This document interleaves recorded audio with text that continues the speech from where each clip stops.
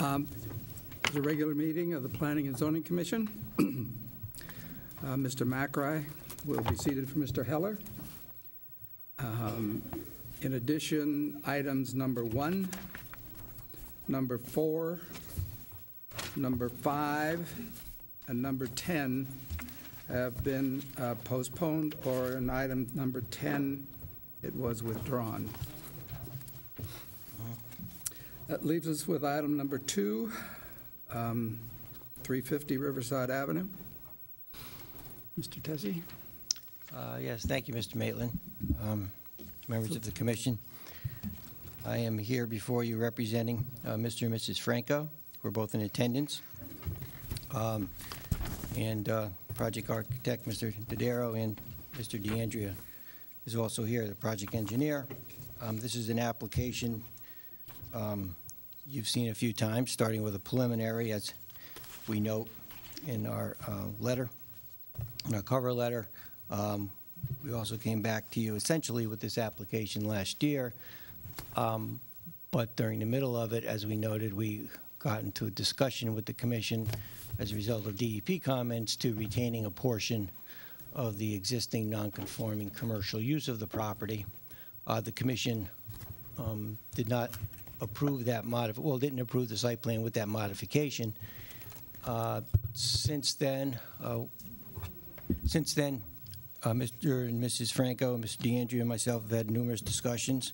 There have also been some discussions, as again we note in our cover letter, with DEP representatives regarding the issue of the docks and the boardwalk that are over the jurisdiction line, if you will, the mean high water.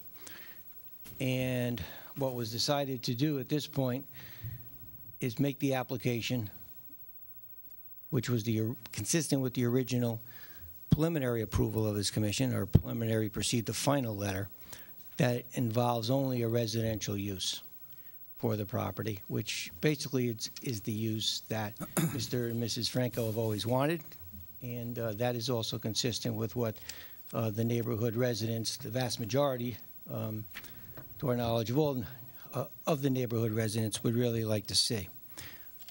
As to the abandonment of use, Katie, if this were to be approved this evening, is that a condition of the approval that the applicant what's the mechanism for withdrawing? We're happy giving you, then you can, I don't mean to interrupt, but just because I know that issue came up in your staff meeting yesterday, my suggestion would be that a condition of the issuance of a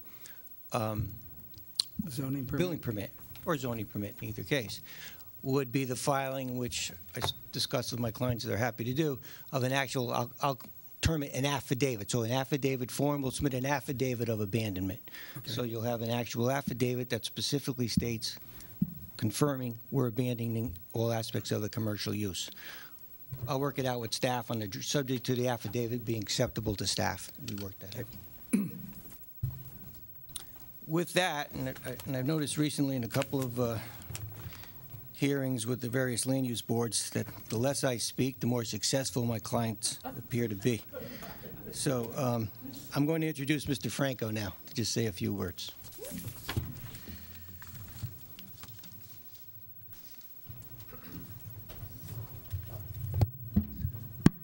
Thank you. My name is Chris Franco, and I'm the applicant.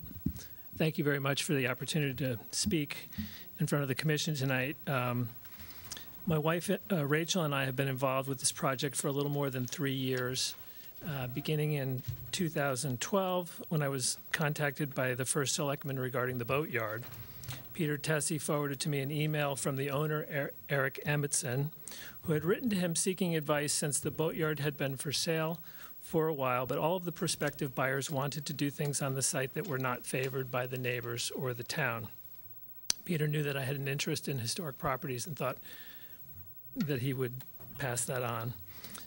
My wife and I went and met with Eric at the property, and we loved the site. Our thought was that we might be able to create a win-win for everyone by converting the property to a single-family home for our family. I went and met with the town's planning and zoning staff to discuss the idea and learned that the neighbors and many in the community, including the town, favored eliminating the non-conforming commercial use to bring the property into compliance with residential zoning, but that many also hope that the property's historic character could be retained. This seemed right for us as we love historic properties and have some experience with historic restoration and adaptive reuse. Rachel and I decided to move forward in May 2014, and over the past 2 years, we've developed site and architectural plans. We've had an environmental study done to assure that the site was not contaminated, and we've been in front of you, the Planning and Zoning Commission, a number of times. In July 2014, the Commission approved our preliminary plan subject to us obtaining setbacks, variances from the Zoning Board of Appeals and obtaining a positive endorsement from the Historic District Commission. We also made a number of other modifications to the plans that were based on very good suggestions that were received from you all and from others during the process. We were able to fulfill the conditions of the preliminary approval, and we were especially happy that the Historic District Commission unanimously endorsed our plans, commenting that they, quote, represent a sensitive approach to preserving the character of the building and the property. Things got complicated when we came back to apply for the final site plan. As you know, there's a certificate of permission regarding the bulkhead, boardwalk, and docks on the site, and the Connecticut DEP took the position that if we eliminated the commercial use, most of these features would need to be removed. We were reluctant to remove these features, and we revised the site plan to retain limited commercial use in the hope that the modification would preserve the effectiveness of the COP.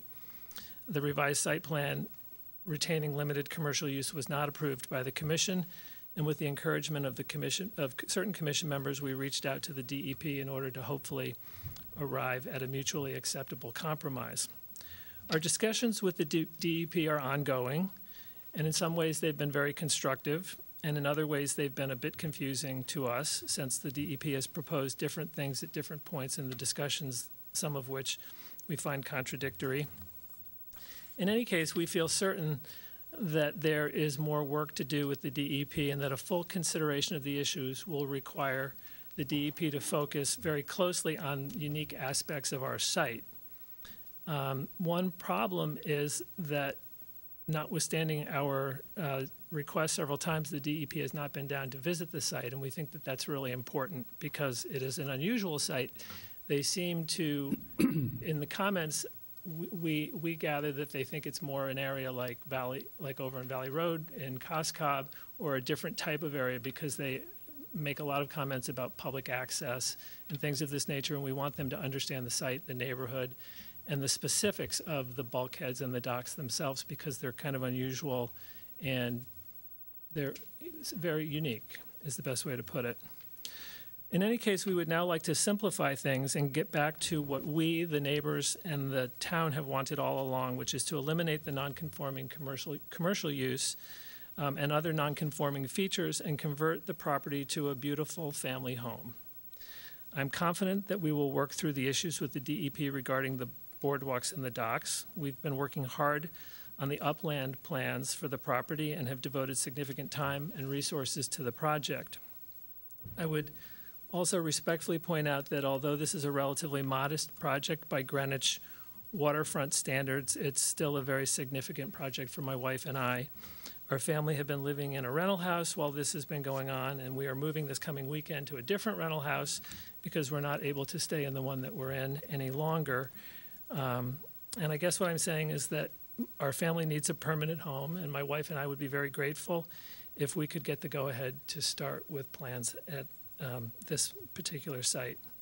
I would also note that almost all of the neighbors on this section of Riverside Avenue have enthusiastically supported our plans and are looking forward to us getting started with the project as well. Hopefully you have the letters that I submitted, letters and emails from the adjacent neighbors on both sides, the neighbors, the two neighbors that are directly across the street, and from another neighbor several doors up. So I'd like to thank you for your consideration and respectfully ask that you approve our application tonight. Thank you, and I'm available for any questions either now or during the process. Let me ask you a question. In the study, it's kind of a unique arrangement within the overall plan, and in it you have a bathroom with a shower.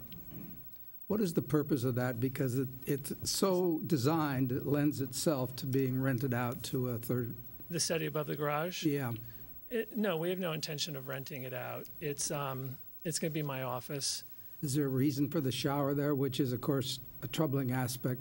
If it's a No. concerning aspect, that's. No, it's really not. It's just kind of specific to me because sometimes I go running and do things like that, and I just thought it would be a convenient thing to have, but there's no intention to rent the space out. Okay, so a condition that no rental of this would be acceptable. That's fine, yeah, Okay. absolutely. And of course, the bar that's in there would be restricted to no cooking appliances or any. No, I don't have any problem with you making that a condition. It's just intended to be my office and to have some conveniences in it. Okay. The other thing is normally we are a little more in sync with DEP before approving a final. So if we were to approve it, or we could only deal with, obviously, the upland portion above mean high water. And the rest of it at that point, I guess, I don't know how it works at that.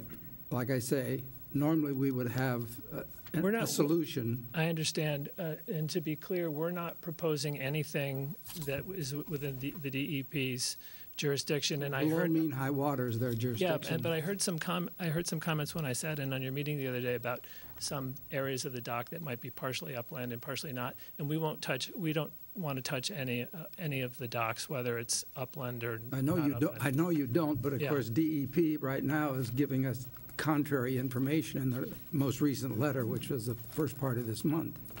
They don't agree that the docks, as they exist, under their jurisdiction, which is, of course, on the water side of the mean high water line, Right. are appropriate.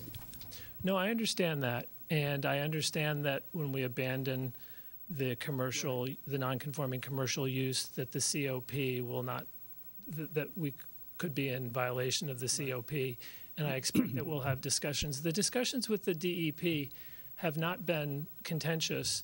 They have, as I say, they've been constructive, but they're not final by any stretch. Just to give you an example, initially they said that we had to remove all of the bulkheads and the boardwalks and most of the docks, except for a small portion. And when we went up there, I showed them the site plan, and I also explained to them that there was one point that was very close to Riverside Avenue that was less than 30 feet away from Riverside Avenue. And I said, these bulkheads have been here for more than 100 years. Has anyone done any analysis to see whether removing these bulkheads could undermine Riverside Avenue, whether the erosion of our property into the creek, that's a choke point where two streams in Binney Park Pond empties into the creek, which empties into the Long Island, the cove. So I said, has anybody looked at any of this? And they said, no. And then they said, well, you can keep, well, maybe, they said, now they're saying we can keep the bulkheads. And I said, well, the bulkheads, I don't know if I said to them, I don't know if you realize it, but they zig and zag and have teeth and things because they're integrated with the docks. And they said, well... The only problem is the one that is where the mean high water is in the middle of the dock. No, can I just finish that? So they said, oh, well, then maybe we'll let you straighten out the bulkhead in various places. So that's an interesting idea, but I don't know how much that would cost. I don't know what environmental impact would come from that. I don't know whether the disturbance from that justifies whatever it is they're trying to accomplish. My only point is I don't believe that the DEP has studied the uniqueness of this property enough, and we will ultimately have to do something. But I want to make sure that what we do is a thoughtful and well-planned thing, and I don't want to have this process. My wife and I are trying to get into our home. I'm willing to take the risk that we will have. I believe we're probably going to have to eliminate certain things, but I just want it to be done in an orderly and thoughtful way and to be on an even playing field with the DEP during the discussions. I think, so since you mentioned that you heard us, you were at the meeting, you touched on an issue that was concerning us, which is, just to make sure we have all your thoughts on it, that you have a concern that removal of the structures. The bulkheads. Of the DP could impact the surrounding area as well as your client's property, as well as your property. And so the question we had, you touched on the Riverside Avenue issue. Are there any other concerns you have upland of in from the mean high water that would be within our jurisdiction? That was what concerned us, that if you had to remove these, what are the upland concerns you had? Well, the good news is that those concerns were originally based on having to remove the bulkheads. The bulkhead, and now they're letting you. Now they're saying that we don't have to remove the bulkhead. Nothing is formal, by the way. These are just discussions. So now they're saying that we don't have to. So if we don't have to remove the bulkheads, then my concern about erosion of the road and erosion of our land into the creek and how Those are that the might. two main concerns. Those then. were our primary concerns, and those are alleviated if you don't have to remove the bulkheads. But the issue of the bulkheads and being integrated with certain sections of the dock and whether we would then rebuild sections, these are very big deals that need to be considered carefully. Okay. Because there are, I don't want to, I mean, I want the best for our property, but I also wouldn't want to do anything that would impact the creek, which is a critical, as I say, it's a choke point where old Greenwich waterways, end up into the sound, right in that very spot. I had a thought that in the whereas, in the event that this is approved, there's at page 41 of Mr. Tessie's letter, in the first full paragraph, if our clients are ultimately unsuccessful with the DEEP, they will follow the regulations of the DEEP as to these features. If we put a whereas provision in which references, quotes this as the applicant's undertaking in dealing with us, that would probably be a useful piece of a record. Mm-hmm. Okay. Yeah, what we're basically saying is that there are going to be ongoing Yep. discussions on an even playing field, if you will, with DEP, if we are able to secure your approval. Yep. And ultimately, if the discussions result, whatever they result in, our client says he's going to follow. Exactly. He's not interested in being a violator. If it- That's exactly what correct. he's saying. I'm willing to say on the record Exactly. tonight that we will comply with Right. whatever the ultimate So- decision is, but we just want to have it see its course. Right. Right, which is basically what we're saying. So I think that was a very good point. That's acceptable whereas, Yes, right? yes, And it consistent is. with what you've said. I mean, it's not part of a decision, it's just a whereas, it's Yeah, just a it's part of the fine. record. We made that representation. Yeah. Yeah. We're happy to live with it and embodied in a decision Right. later in the whereas. I just wanted to go back to what you were asking before about the rental of the office, because I assume what you mean by that is that it's rented out because it has the bar area in there, as opposed to a room or a border, which is permitted as a permitted accessory use. So I just wanted to get specific on that, because there are permitted uses as accessory uses in this zone. It's section 6-95A I would 4. I know, I just want to make it clear for the No, you're record, right, though. bringing it up. I was Because letting it because go. Mr. Franco may not have any interest with his wife to rent this out, but the next person down the road may, and when these things are part of the record, I want to be clear as to what we're talking about specifically, if we're talking about roomers or boarders, this section, or if you're talking about the separate rental of the space, meaning a separate kitchen. Right, anyone is ordinarily in a residential zones, in R7 through RA4, entitled to 2 roomers, up to one or two persons called roomers, right? And they can rent out rooms, and in this town, you see that a lot. The real issue is no kitchen facilities. Right. I know you went along with that, Mr. Franco, but truth of the matter is, since this is a site plan and not a special permit, I do question whether the commission actually would have the authority to have someone give up an actual right. But I think the client's so anxious to move forward, he's Well, willing it's not to our deal with it. it's But not our that's his intention to intent. rent it. It's just primarily to keep the bar well-stocked, I think, right? What's my office? Right. I wanted to also mention, on a different point, that Mr. Maitland raised a point yesterday in the meeting I had Yeah. never focused on before, and I thought it was a very good point. So we're going to modify that. So not that it matters for your purpose, I just wanted to No, let you know just- that it was a very good Ah. point. And so I can't imagine why we're doing such an expensive. I couldn't either. Well, when you said that, Baffled me. I went back and looked at the plans, and I said, gee, that's a very astute point, so we're going to modify that. So that it's just Astute? a more simple. Thank you. Saved you money. Well, exactly. That's one thing I said, those standards cost a That's lot gonna be of money.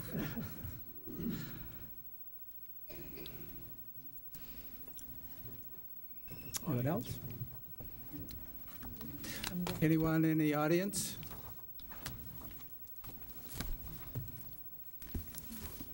Anything? Then we'll close this. A motion from, I'll make the motion. I'd like to move approval of this final coastal site plan application to convert the mixed use to single-family residence. And just a few comments to make on that. The first one is to note that it has the ZBA, it has the variances, and also the endorsement of the Historic District Commission. There are, to address all staff comments, particularly regarding the flood venting, et cetera. Nancy, would you take a run at how to word that whereas? No, it's Can't talk. I'm sorry, Nick. Okay. Well, I suppose, why don't we just say they agreed to comply with any deep decision? yeah, I think, here's the question. Do we raise the fact that the applicant's got some concerns about upland impact of having to remove these structures? And how do we raise that, just to say that we're aware that there is this impact? Because it's the above mean high water impact is specifically what affects us. And what I'm thinking is maybe that if the applicant finds that there's a concern about such impact, that we ask that they come back to us. Yeah, I was just going to say, since it's, Discuss that, and it can be handled administratively by staff, but that if there's a concern about something that could happen, like erosion to their land, impact on Riverside Avenue, and maybe not even specifying, because they may not know, that they come back and discuss it with staff. would you consider making it more specific to if there's a change to the bulkheads, since that's Sure. been the testimony? That's a great idea. Because that way, I mean, the applicant will know, presumably by the time they file the zoning permit, since it's known that there will be a zoning violation. I'm sorry, not a zoning violation. There'll be a violation of the COP if the use is abandoned. So presumably by the time they file the zoning permit, that'll be sorted out with the DEP. So the bulkhead has been, we've heard the testimony that that's the concern about the undermining of the upland.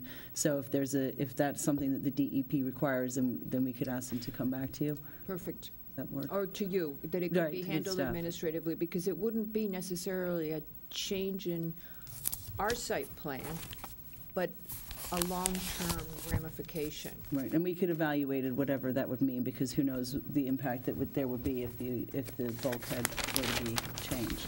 Okay, anybody else got any ads for Well, this? I think the only thing on those bulkheads, though, is that the only one that is in conflict with the mean high water line, because is that northern boardwalk, where the bulkhead is back from the mean high water line.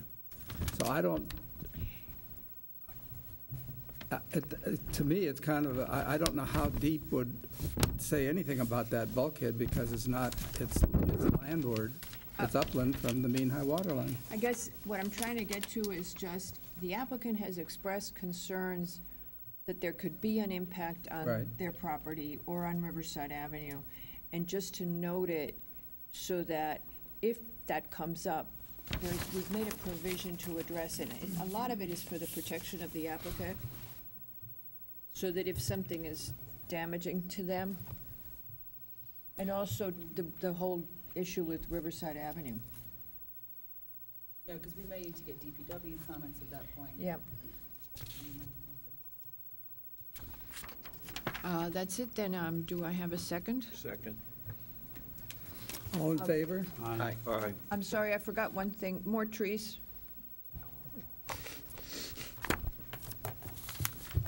If possible, but, okay, forget it. I didn't say it. It was already done.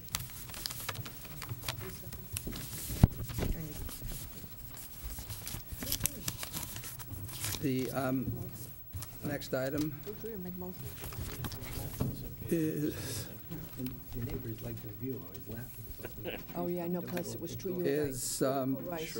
14 Byram Dock Street. Good evening, Mr. Chairman, members of the commission. For the record, Tom Hegney on behalf of the applicant. This is a property, a 4,000-square-foot lot on the Sound, adjacent to Byram Dock Street. The house that's on the property now was significantly impacted by Sandy and has been sitting there vacant as my clients have tried to figure out how to deal with the property. We appeared in front of the Board of Appeals last Wednesday night, and they granted variances of front and rear yard setback and of FAR to maintain the floor area that's currently on the property. We have also been in discussions with DEP, and I understand that there was a email to staff this afternoon addressing the issues raised in the staff report and by the ZEO regarding the staircase and the Right. construction of the breakaway walls. I think at the time we filed with the Board of Appeals, we didn't submit all of the details as to how the breakaway walls were going to function. We have provided that now and have gone over that with staff. May I ask you a question? How do the breakaway walls work where you have overhead doors? The doors themselves, well, maybe I shouldn't be answering an architectural question since our architect, Ed Davis, is here, and I'll have him address that. There was no identification of those on the drawings of being a breakaway wall, so I'm just sort of curious how that works. Mr. Malin, Edward Davis, the architect. The entire lower enclosed area below the DFE is designed to breakaway. So the structure that holds the overhead doors, as well as the exterior panels between the structural elements, are all constructed to breakaway based on the design details from Roberge Coastal Engineer Associates. And they have, basically you have a double top plate, double bottom plate, of which the top plate and the bottom plate are securely fastened. The bottom top plate and the top bottom plate are basically nailed. How do you have a bottom plate at a garage door? Well, not at the garage door, but around the breakaway perimeter walls, yeah. But I'm the just sort of garage- curious at the garage doors. Well, the garage door structure, which holds the rail, Right. would be fastened to something that is not overly secured to the structural elements. So that in the event of an All right, extreme so- weather event, they would break through. Okay. Not sensing exactly how that would work in my own mind, but the point is, all four walls are intended to be breakaway. Correct. Okay. Right. One last question, since I haven't had a chance to read the email that was submitted. Are the stair from the building, constructed in such a manner that they will remain for safe egress out of the building in the storm event? Yes. Okay. Initially, I had, I think you saw it in the initial drawings. Put it up on the easel, if you will, thank you. There was a wood frame structure that, Looked like a very conventional stair. yes, and it's still a conventional stair, but initially I had a wood, maybe 2x10 platform for the stair stringers to land on, knowing that in the event of a sizable flooding, the buoyancy of that is not what I want to support the staircase. Because I do want the stairs to be permanent. So I've replaced that with a concrete pad, which the stringers can be bolted to. Also, I have columns that come down on each side of the And string. then the other, the top stringer will connect to the floor framing. The top string Right. would be anchored above the DFE. Because this would be remaining in a storm event, and Right, and it it's can't also- be it's also- open riser. No, but it's also So- flow through, so water can go around the stair. So that's been acceptable to DEEP, That's what the latest email reads. So it's- Also, in also keeping with the stair intact, I also need to create a chase that's Right, I intact see that. for water and sanitary Right. purposes. So that's all tied in at the same element. So Okay, everything else hopefully won't fly away, but can if necessary. okay. And we're certainly not recommending to our client that they remain in the house if there is the opportunity for the walls to break away. Yes, the town does usually I- evacuate in those circumstances. Well, you never know, do you? This isn't a velocity zone. The whole Yes, it is. in a- property is in a velocity zone, except In all, for a very in all small seriousness, portion. that's an excellent point, though, because as people start to construct to the town standards, Yeah. and They're gonna think they can there is stay. a false sense of security, and people Yep. do tend to ignore the request by the town to evacuate. So it is actually an excellent point, that if you are instructed to evacuate, you need to evacuate, even if you have brought your home up to But we'll accept that flood as zone a condition standards. of approval. Thank you. One other item, in the VE zone, I've provided the flood vents, which are not required in the V zone, but I put them around the building to take the pressure off the breakaway walls in the event of minor flooding. Okay. Any questions? Question? Any questions from the public? I did have one on title. Mr. Hegney, I think that was... I heard that there was a question on that, and the et al. Stood for Mrs. Kennedy's three sons. Okay. And I have the authorization letters signed by all of them so that Here we was would my have that as well. problem, Mr. Hegney, which I, fly-specking the tax card, it lists a great many people in here. That's true, and And it then was, I saw a deed, there appears to have been a deed out from some portion of them, but title you could tell us. to the property has been in the family for a long time. Yes, I gathered. And Mrs. Kennedy's, when her father died, the property was distributed to Right. her and her sister and Yes. their children. Right. And title is now all in the Kennedy family portion rather than her Okay. sister's portion. Okay. But I have that here, and And thank do you for any- bringing that up. I think I would ask if the current deed presumably reflects that there is ownership in... That's correct. So if you would give Mr. LaRoe a copy of that in due course, it doesn't need to be tonight. Certainly, we'll provide that to staff. Thank you. Thank you Thank you. very much. Okay, then we'll close this. Motion? I'd like to move approval of this final coastal site plan with the following findings.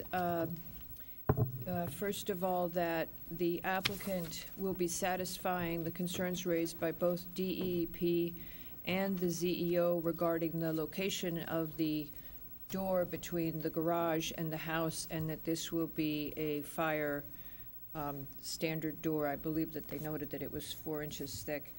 Doubt it. Doors usually aren't 4 inches Some thick. email says That 4 was the inches. cement floor. Oh, the cement floor was 4 inches thick. I looked at it quickly. I thought that was amazingly thick. Okay. In addition, there's a comment from Conservation that the applicant consider adding additional native shrubs and herbaceous ground cover. And is there anything else from? I think just the clarification that all four walls at the lowest level of the house will be breakaway walls, including the Yeah. garage doors. And did you cover the idea that the stairs will remain in place during a storm event? No, but I think it's a good thing to add. Yeah. It wouldn't be Okay. great to, I imagine that the homeowner would consider that they might need to leave the house, but why not? Anybody else? Okay, do I have a second? Second. All in favor? Aye.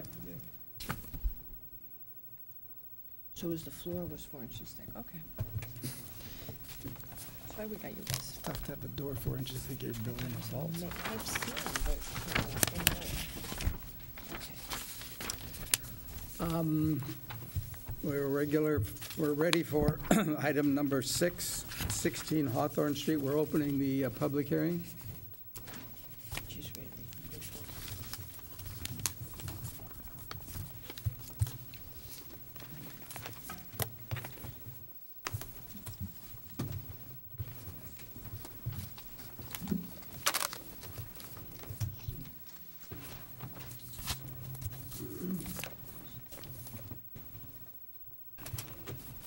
Good evening, Mr. Chairman, members of the commission. For the record, Casey O'Donnell on behalf of the applicant. Our applications tonight are for site plan and special permit. We have approximately a little over a half an acre in the R6 zone in the Pemberwick neighborhood, and we would like to improve that site with a 5-unit residential building. We think I've been working with staff from the beginning of this project. I've met with some town planners, and we developed this site, specifically with the idea of clustering the development to reduce the amount of sort of bulk and clutter in the neighborhood and kind of produce something with a little bit more open space. So I have read the comments. I have prepared some responses to those specific comments, which I can address, or I can address your questions. One very simple question. Is this a preliminary or final? We moved to preliminary, we thought, at the request, but we would ultimately, if we think we can resolve your questions this evening, I will ask you to move us to The final. application was preliminary. How did we notice Well, that? We noticed it as a final. It was noticed as final, and just to tell you, because of the confusion between preliminary and final, I think you're aware that DPW engineering looked at it as a preliminary. And so as a preliminary, they said that it was a must revise before final. Normally, we wait for them to be satisfied when they've asked us to like that. So it would be difficult for us to close it as a final at this point. But I mean, it was, did you submit it as a preliminary? We submitted it as a final, but we're willing to consider, or we're more than happy to consider leaving it open if there's specific issues. I think my instinct is there are going to be things But the to, record There's going to be issues, yeah. shows preliminary. Yes, exactly, because when DPW reviewed it, it's exactly what Andy's saying. They believe that it's a preliminary at the time that they were reviewing, so there was confusion early on. In your letter of November 9th, request a preliminary site plan. There you go. So you came in as a preliminary, apparently, from what? I'm just reading what was in the record. Yeah, but I'm now looking, what Cindy Tominski had said, that it was received on November 9th, 2015, but preliminary was crossed out and final was written and the final box was checked. That's not what was in the, Right, this was the initial submission. but So his I'm not sure, letter, right, where, his letter was preliminary. well, I think there's some interest from neighbors and so forth in this project. I think there's also some interest in this project from the commission. And since this needs to go to ARC, since we do need to get satisfaction from DPW, can we consider, I mean, we should, well, okay, let's ask the applicant. Will you just consider this as a preliminary application? Absolutely. Okay, so this will be dealt with then as a preliminary? Okay. Yeah, that's helpful to us. Thank you.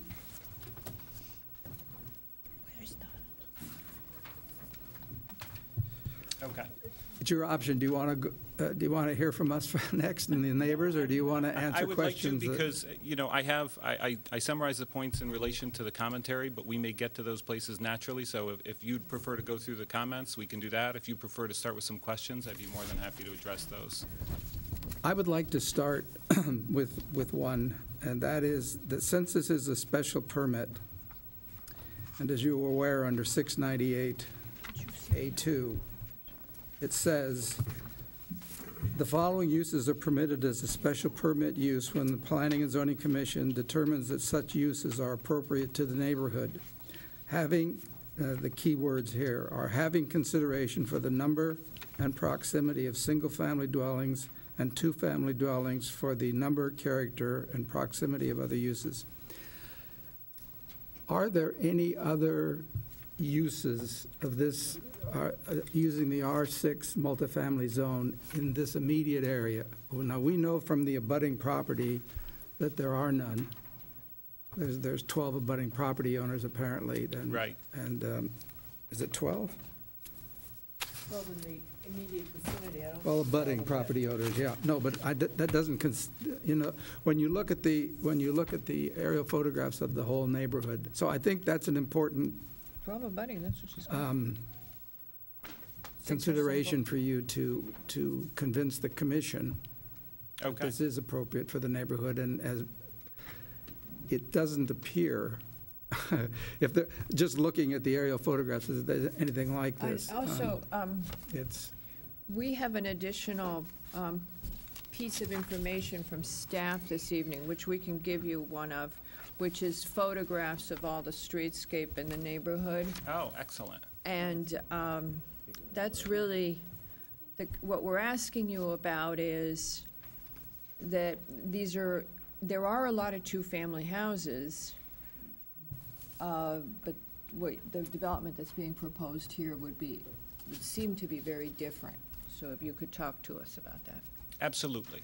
So I guess to start with our initial concepts and some of the initial conversation I had with planners is what is the plan of, how the plan of conservation and development informed our approach to that site. And that is the plan of conservation and development, item 19, was protecting the residential character while still providing a variety of housing options. And we think here, again, this is a strictly residential development, and it's not a two-family, it's a five-family, but there is a multitude of two- and three-family structures in the neighborhood. So the character, being multifamily residential, I think is well preserved. And then I'll talk a little bit about density as well. We also think the POCD item 22, where we're encouraged to provide a wide cross-section of housing types, to be important. The purpose and a need for a range of housing from large homes to multifamily residents, because that's again, that key character of Greenwich, and particularly of Pemberwick and this area of Pemberwick. And then the Plan of Conservation and Development, item 24, where they talk a little bit about illegal apartments, and they talk about the lack of development in multifamily structures is actually a detriment to the community. And the Plan of Conservation and Development is encouraging us to develop with higher density residential in a supervised manner. So we can come to you with a plan that says we can address the parking, we can address the pedestrian flow, we can look for sites that can appropriately accommodate this type of development. Well, this is a very unique property. It's not one of the so many 5,000 square foot lots, and it's been in this configuration, I think, since the 50s. So we have a unique opportunity to actually meet the goals of the Plan of Conservation and Development. And we'd like to take that opportunity. As to the density of the development, when I heard these initial comments, The mic. You can pull it right out. as for the Plan of Conservation, You thank can walk around with it. Okay. I'll walk and chew bubble gum separately tonight. I did a study of the density, and I'd like to hand that out, and then once you have it in front of you, I'd like to discuss it with you.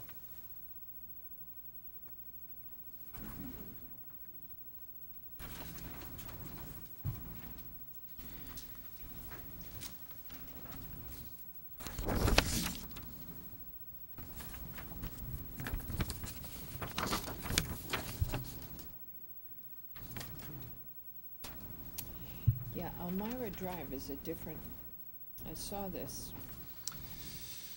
So, what you have in front of you is a study of Hawthorne Street and several surrounding properties that contained multifamily units. And what I did was I took either the lot size from the field card and the dwelling density from the field card, and in some of the condo units, when it wasn't listed on the field card, we did a title search and reviewed the original condominium declaration. you can see in this neighborhood, we have a range of single-family, two-family, three-family, four-family, and an eight-family. Now, there is a caveat that I've marked with asterisks on the 4 and the 8-family units. Those are a series of lots that are traditional 5,000 square foot lots, but they were developed holistically and at one time, and they are held under a single condominium declaration. So I considered them to be one site, but they are usually broken into 2-unit clusters. So what I did was at the top of that sheet, I have 16 Hawthorne Street South as proposed, a little more than a half an acre, ending up with proposed 5 units is 4,809 square feet of lot area per family. And then I listed it again where it flows in the actual density calculations for all of Hawthorne Street South and many other multifamily properties in the neighborhood. And I've also noted in bold the 4,200 square foot per family guideline that's in the Greenwich zoning code. Anything that you see highlighted in pink means that's at a higher density, so there's less square footage per family. Anything you see in green is at a lower density, so they have more lot area per family. The Mosher Street ones, Yes. I think I saw these. These are the ones with the 4 mailboxes in the front? Yeah, if I recall, there's like a I cape. think I and then- saw this today when I was driving around there, but it's not in the immediate vicinity. Mosher is like 3 blocks over from this, we have an aerial here of the Yes. neighborhood. Mosher's kind of up here somewhere. It's not even in our aerial of the area to consider. And there are 2 buildings. There are 2 buildings, each has 2 units in it. And then on the corner, there's another building that I think also is split in 2 with 2 units each. And it's one development, but when you have the 4 here, it's 2 in each building. Right, and I've marked them with an asterisk to Okay. highlight that. So, but where I'm going with this is that the drive around in the neighborhood is a lot of 2-family, a lot of 2 front doors, Right. fairly significant 2-family. This, Facing the street. and they face the street. The only ones that don't face the street are these ones that are sideways, and I believe that's Mosher. I got a little turned around and couldn't find the sign. Okay, I'd like to address the But I believe sideways that's too. that. And so that, to the character issue, because we're not really raising a density question with you so much as we are asking you about character, because the character is 2 side-by-side units facing the street. That's the general where there's a 2-family. And so it's a pretty consistent character in the neighborhood. There's singles and there's these 2 families, and it has a very consistent feel. That's what we're asking you to address. And specifically, we're asking you because when we worked on the POCD, we got a lot of pushback and have ever since then about what happens to the feel of a community, of a neighborhood, when we begin to migrate away from that in terms of community character. So a lot of what we're asking you is that, the streetscape, what the human scale of this, human scale, is that the term? That's good. Well, I'm going to ask Tim to kind of address how the feel of the building fits within the neighborhood and how we chose architecture and bulk of the building to fit within the character of the neighborhood. But I don't think that in order to match the character, it has to be identical. No, we're not asking you to build something identical, but that it have, But if we build 2 more 2-families or a 2-family and a 3-family, that is, I would argue, identical to what's already there. And I'm not sure that I see that meets the goals of the planning. the structure that you're proposing goes straight back, and it has its side to the street. Okay. Could you also just, and it's one thing for us to drive around individually, and stuff, but could you take this information and put it on a map? Yes. So we have some sense of where these are in relationship Yes, to the absolutely. applicant's We property. have this Dumafachi thing. Well, I'm not going to go mark Wait. all of these on that. On this list, I beg your Yes. pardon. I see 1 3-family, a 4-family, an 8-family, and then a 4-family again. And I would be interested to know, the first one is 20 Arthur Street, 3 units. Is that all in one building? Yes, that's all in one building. And how far is Arthur Street? It's 1 block over. See, I think this We will need get that. answered if we get it mapped. Yes. The 52 to 54 Elmira, how many buildings is that? Is it 1 or? That's 52 to 54 is 2 buildings, two-family buildings. And the 61 to 65 Byram Terrace, how many buildings is it? 4 buildings, 4 two-family structures. And 57 Mosher, well down the list? 57 Mosier, I should have asterisked that. That is 1 Exactly. single-family building. Checking. And then behind that, there I is see. a 3-family, kind of 3-story, more traditional kind of townhouse structure. Okay. So of this list, in this, am I right that you surveyed this whole neighborhood? Is that Yes. reasonable? So am I right that there are 2 3-family units in one building, but there's nothing bigger than that as a single building, is that right? There's many 3-family Yes, structures in that nothing- neighborhood. Nothing bigger than that. But no, is that I right? did not find in my review I'm sorry, any you don't have legal. any. You don't have any on your list. 1, and you just said many. It's true. I'd be happy to provide that information. You got 2 at 57 Mosher Street. Yeah. One's a You- single you- family, he said, and the other is a 3-family unit behind Well, it. he says there are 4 dwelling units in the one on, the one above. Oh, I Is this- apologize. I listed it twice, Yes, and listed one it. of those is Yep. erroneous. Which I'll one fix is that? that. I'm sorry, 57, right? 257's above the 16. Do we know which one is the correct one? Real one? No, I'd have to, the 500 was my estimation, so the one below, I apologize, is an error. That was before I saw the Okay, that's the one that's- condo declaration. All right, well, Okay, this will get coordinated with a map. Yes. Good. And again, we're not questioning your density. We're questioning the single, long building with its side to the street and the non-compliant parking Okay. that goes along with that. Well, when you say non-compliant, I mean, we didn't bring that, I don't think that was. Right, gotten we'll there get yet. to We're those gonna get to places. that, but- Yes. But along with the layout of the building is that parking. Okay. Let's talk a little bit about those issues. I'm going to bring you another handout now.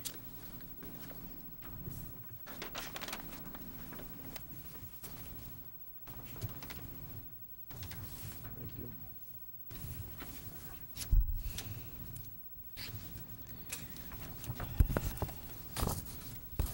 This is sideways. I didn't see this one.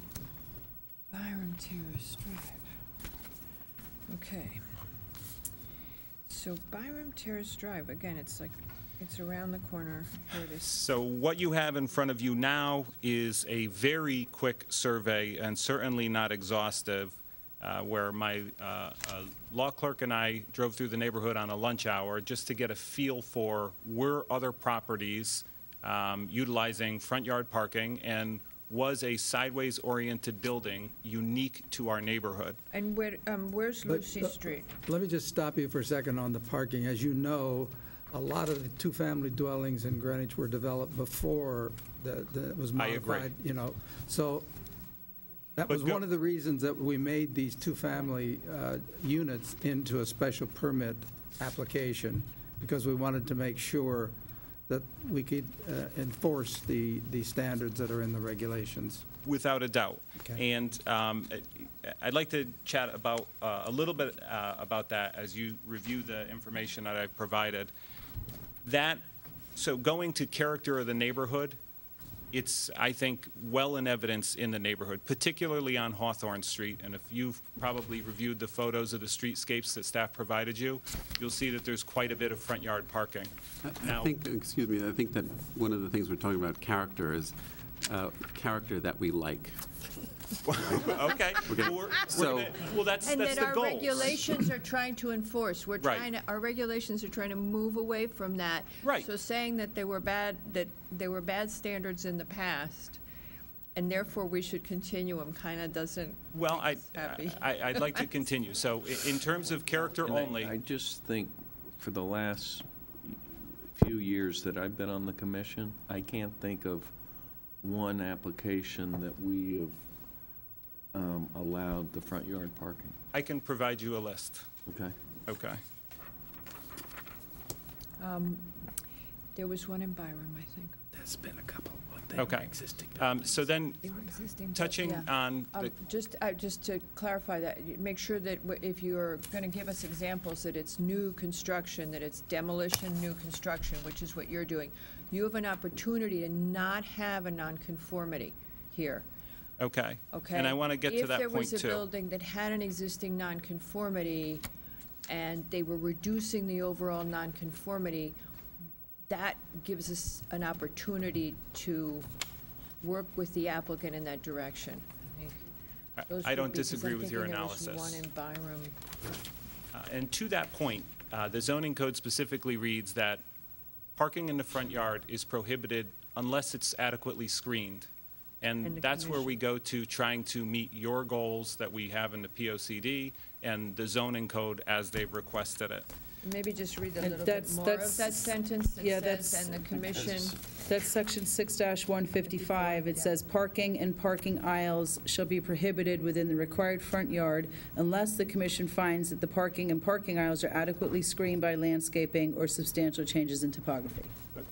And I agree, and our hope is that we can have a discussion where we can identify with a goal of having less site coverage, which having our parking closer to the street can achieve, that we can find a landscaping plan that will satisfy you.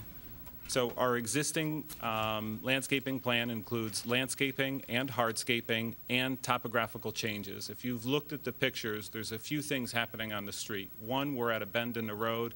Two, the natural site kind of raises and then falls off a bit. So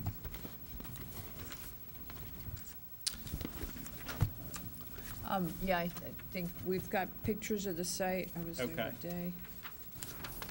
So our we looked through, or I looked through the zoning code for some guidance on what sort of screening I thought you would like. And I found 3 potential areas that could be good, all under 6177. And that's surface lots for more than 10 cars. Our surface lot is at 8 cars, but I think this can provide us some guidance. That's type E screening. Special permit when it's a resident medical office. We're not resident medical, but this is a special permit application. And type F, which is the front yards landscaping business properties. And again, not a business property, but we are trying to screen something in the front yard. So those 3 varieties of screening are, for type E, it's 1 tree per 10 cars, evenly distributed. For type A, where they want to achieve partial visual screening, they require shade and flowering trees, 1 tree per 25 feet of frontage, and on 24 square foot islands.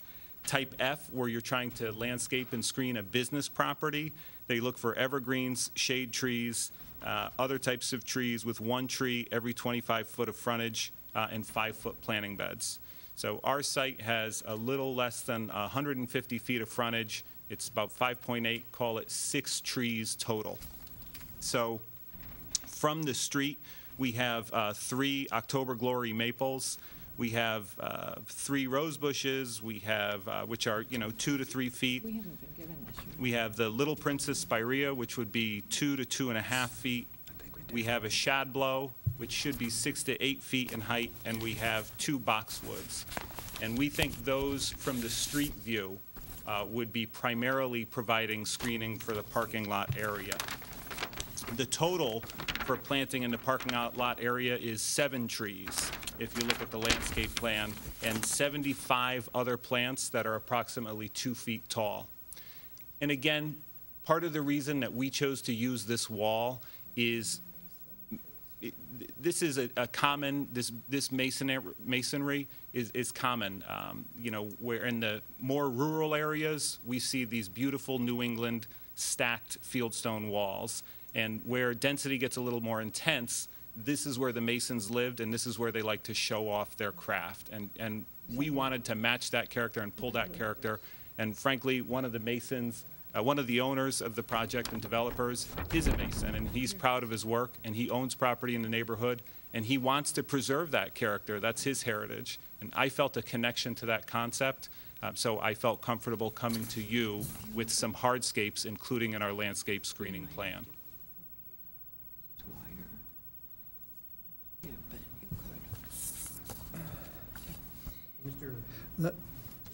Question, how tall is that wall at the street? The wall, I think we're trying to blend it with the topography, but the wall is going to be approximately 3 to 4 feet tall. So we don't want to have a wall or something that separates the people or the development from the neighborhood, but we do generally want to provide screening for the automobiles. So we want people to interact, to see each other if they're in their yard and on the street, and to be able to see the landscaping we have provided, but again, to provide that screening against the automobiles. Do you have your landscape plan on a board that you could put up? I can't. Vacuum cleaner. You can't hear it if you're over there.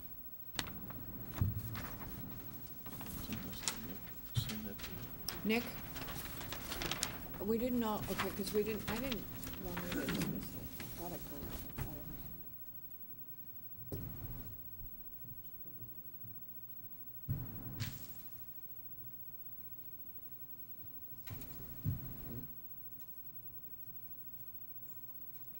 I just want to make sure that what I'm looking at here in front of me is the same that you have proposed.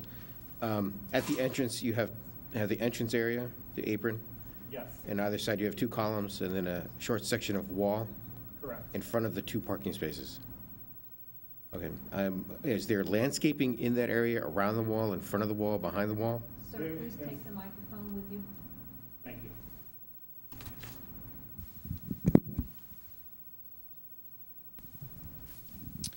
So the landscape, the area in front of the wall is the town of Greenwich right away. So we would gladly improve that if it met DPW standards and with DPW approval. But our landscaping is primarily immediately surrounding and behind the wall.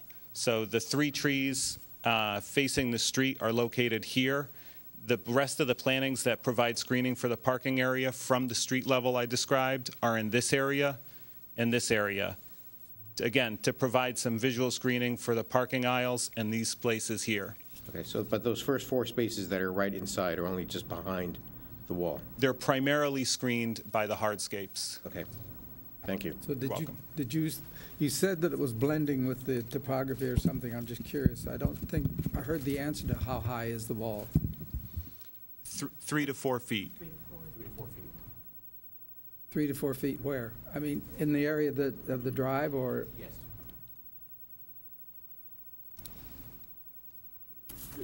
Yes. There's no area of that wall that is proposed to exceed 3 or 4 feet. We just. Does it affect your site distances coming out?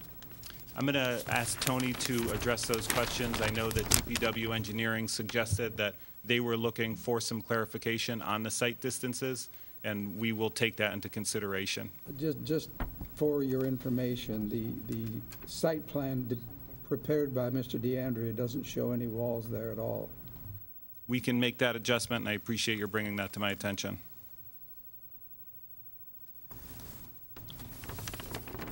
One other question, since you're very, very close to the lot coverage maximum, was the 231 square feet of asphalt that belongs to an adjacent property owner, was that included in your lot coverage? That's included in the existing, but not in the proposed. We've had this. Because you're going to remove it? We are going to remove that, and that'll be replaced with plantings.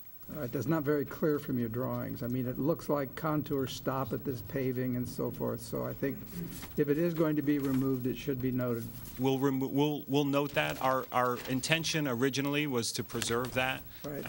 And we thought we would like to, but unfortunately, the site is tight, and again, we're looking to not have as much impervious area, and that was the first to go. I have a follow-up question on that. I had understood that that area back there was access to another lot. And how long has that access been there? I presume, Ms. Raymer, that you are asking about an adverse possession claim, and that was used by license, as was a shed and some parking on the property. So unfortunately, we see no cognizable adverse possession claim on that. Do you have documents that support that? No, absolutely not. That support the license? No, it was a You can't demonstrate the license? We've had a conversation with the neighbor that would have that right, and at least that neighbor has said to us that they used it by license. And during these conversations, they have not brought an adverse possession claim to us nor discussed it, but we have had some good collaborative discussions on how we can improve that area for them and restore some other areas that they may find more beneficial and make our finished product and curbing be aesthetically pleasing and functional. Do they have another access to their property? I'm just Right. trying to get answers. Right. So that, our property and the use of our property Yes. does not impede their access to their property. So they have the access off Rockland Place. Yes. And that's, I think the GIS map shows that. So they don't need to continue to use our property by license. But because we want to be good neighbors, the developers have been, again, in communication with the community. We have not to date heard objection about that issue. We're at a little bit of a disadvantage here because the existing conditions that were submitted to us is not what's there today. That's correct. And so we are looking, I'm sitting here looking at trees that are gone. When I looked at the site today, there are some trees remaining along the front of the property. Correct. Haven't been taken down. There's this one that you've labeled twin in the existing conditions, or that I guess that's Mr. DeAndrea's work. There's those two trees are still there, but I guess now because you're proposing the parking there, we would lose those trees, which are nice. Can you tell us when the house was demoed? Sometime. Maybe October or November? Well, Mr. DeAndrea's plan is dated November 9th and says, and has it as an existing condition that the property is, that the house is still there. Possibly December, so we can adjust that if you'd like. I take it back, it's dated 10/14, so it could be The that. survey is dated 11/13/15. Okay, I've got something that's dated 10/14, but in any event, we've got, so what we're looking at is the dwelling's still there, and Trees are still. these trees are still there, which, for example, we might ask you, if you didn't have the parking there, you could save those two trees in the front. Let's talk a little bit about that I think issue. you already took down the cherry tree. It's true, and some of the problems were getting safe access to conduct the demolition, and some of the tree removal was, so the tree's in immediate proximity to the house, and I have actually from the, Not from our site, not from what we've got. It looks like there's a clear access except for the hedges, the hedge line in the front. Just for the purpose of the record, the existing conditions plan is dated by Rocco DeAndrea is dated November 15th, 2015. Got it. What you looking for now? so I brought you the photographs from the appraisal in spring, just to give you a flavor of the nature of the existing landscaping when my clients acquired the site. And the house was over 60 years old, Correct. and so you must have filed the demo permit back in August? Correct.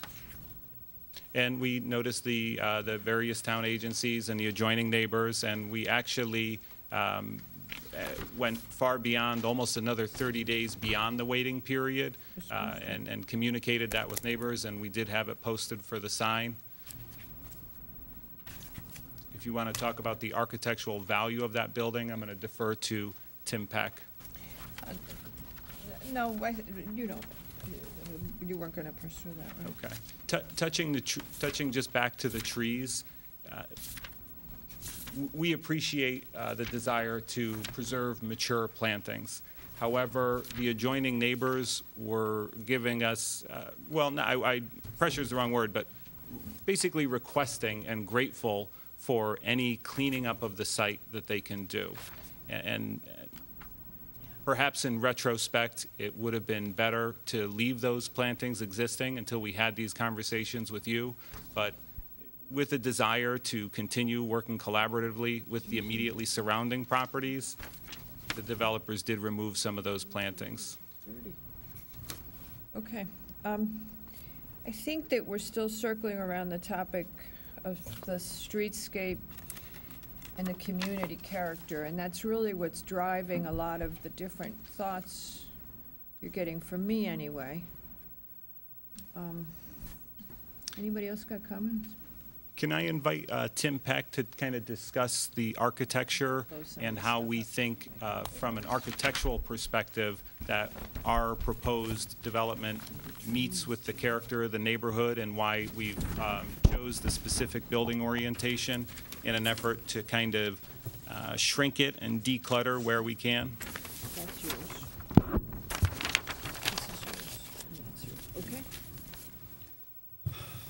Mr. Chairman, members of the commission, for the record, my name is Tim Peck. I'm the architect for the developers of the property. As you're well aware, the neighborhood has a lot of different streetscapes. You're right that most of them are faced with a single family or a 2 or 3 family as they face the road. Whether it's a gable end that faces the road or whether it's the eave side with the garages that faces the street, many of them do have access directly in from the street to the front of the house. One of the aspects of dealing with multifamily construction is the fact that you do have that 25-foot boundary around the property, and the fact that this property does taper in towards the back. There is some jogging and a desire by the developers to maintain a single structure if possible, as well as utilize the existing curb cut to minimize the impact on the street, led to the development of the longer building and the fronting of a side elevation on the streetscape. We did try to soften that through some of the landscaping. The developers were trying to create a streetscape of their own, not only for the neighborhood but also within the property for their units. And we did try to maintain, as I'm sure you've seen the elevations, a certain streetscape within the property. How that faces the neighboring properties on the Hawthorne Street side.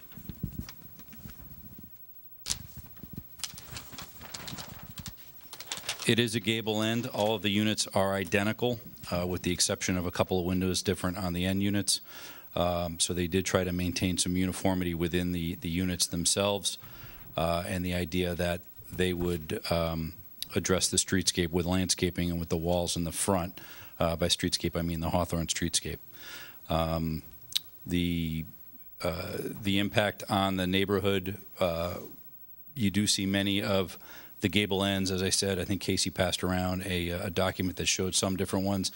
Granted, we don't have the garage doors or a main door on that streetscape, but we could certainly address any changes to the fenestration or possibly some articulation on that front side as we go through architectural review. I'm not sure if this is you or Mr. O'Donnell, but another thing on the way that these buildings are that this single building is set on the lot is that you're going to have to take down a piece of that rock outcropping. And as we understand it, that outcropping continues into the adjacent neighbor's property and into their house so that any work that you do on that outcropping could impact them significantly. Have you considered that in this design?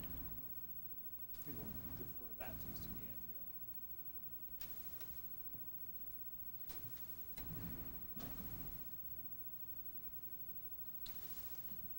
Tony DeAndrea, the engineer for the project. What's the concern that by developing the property that the rock would somehow impact the adjacent property?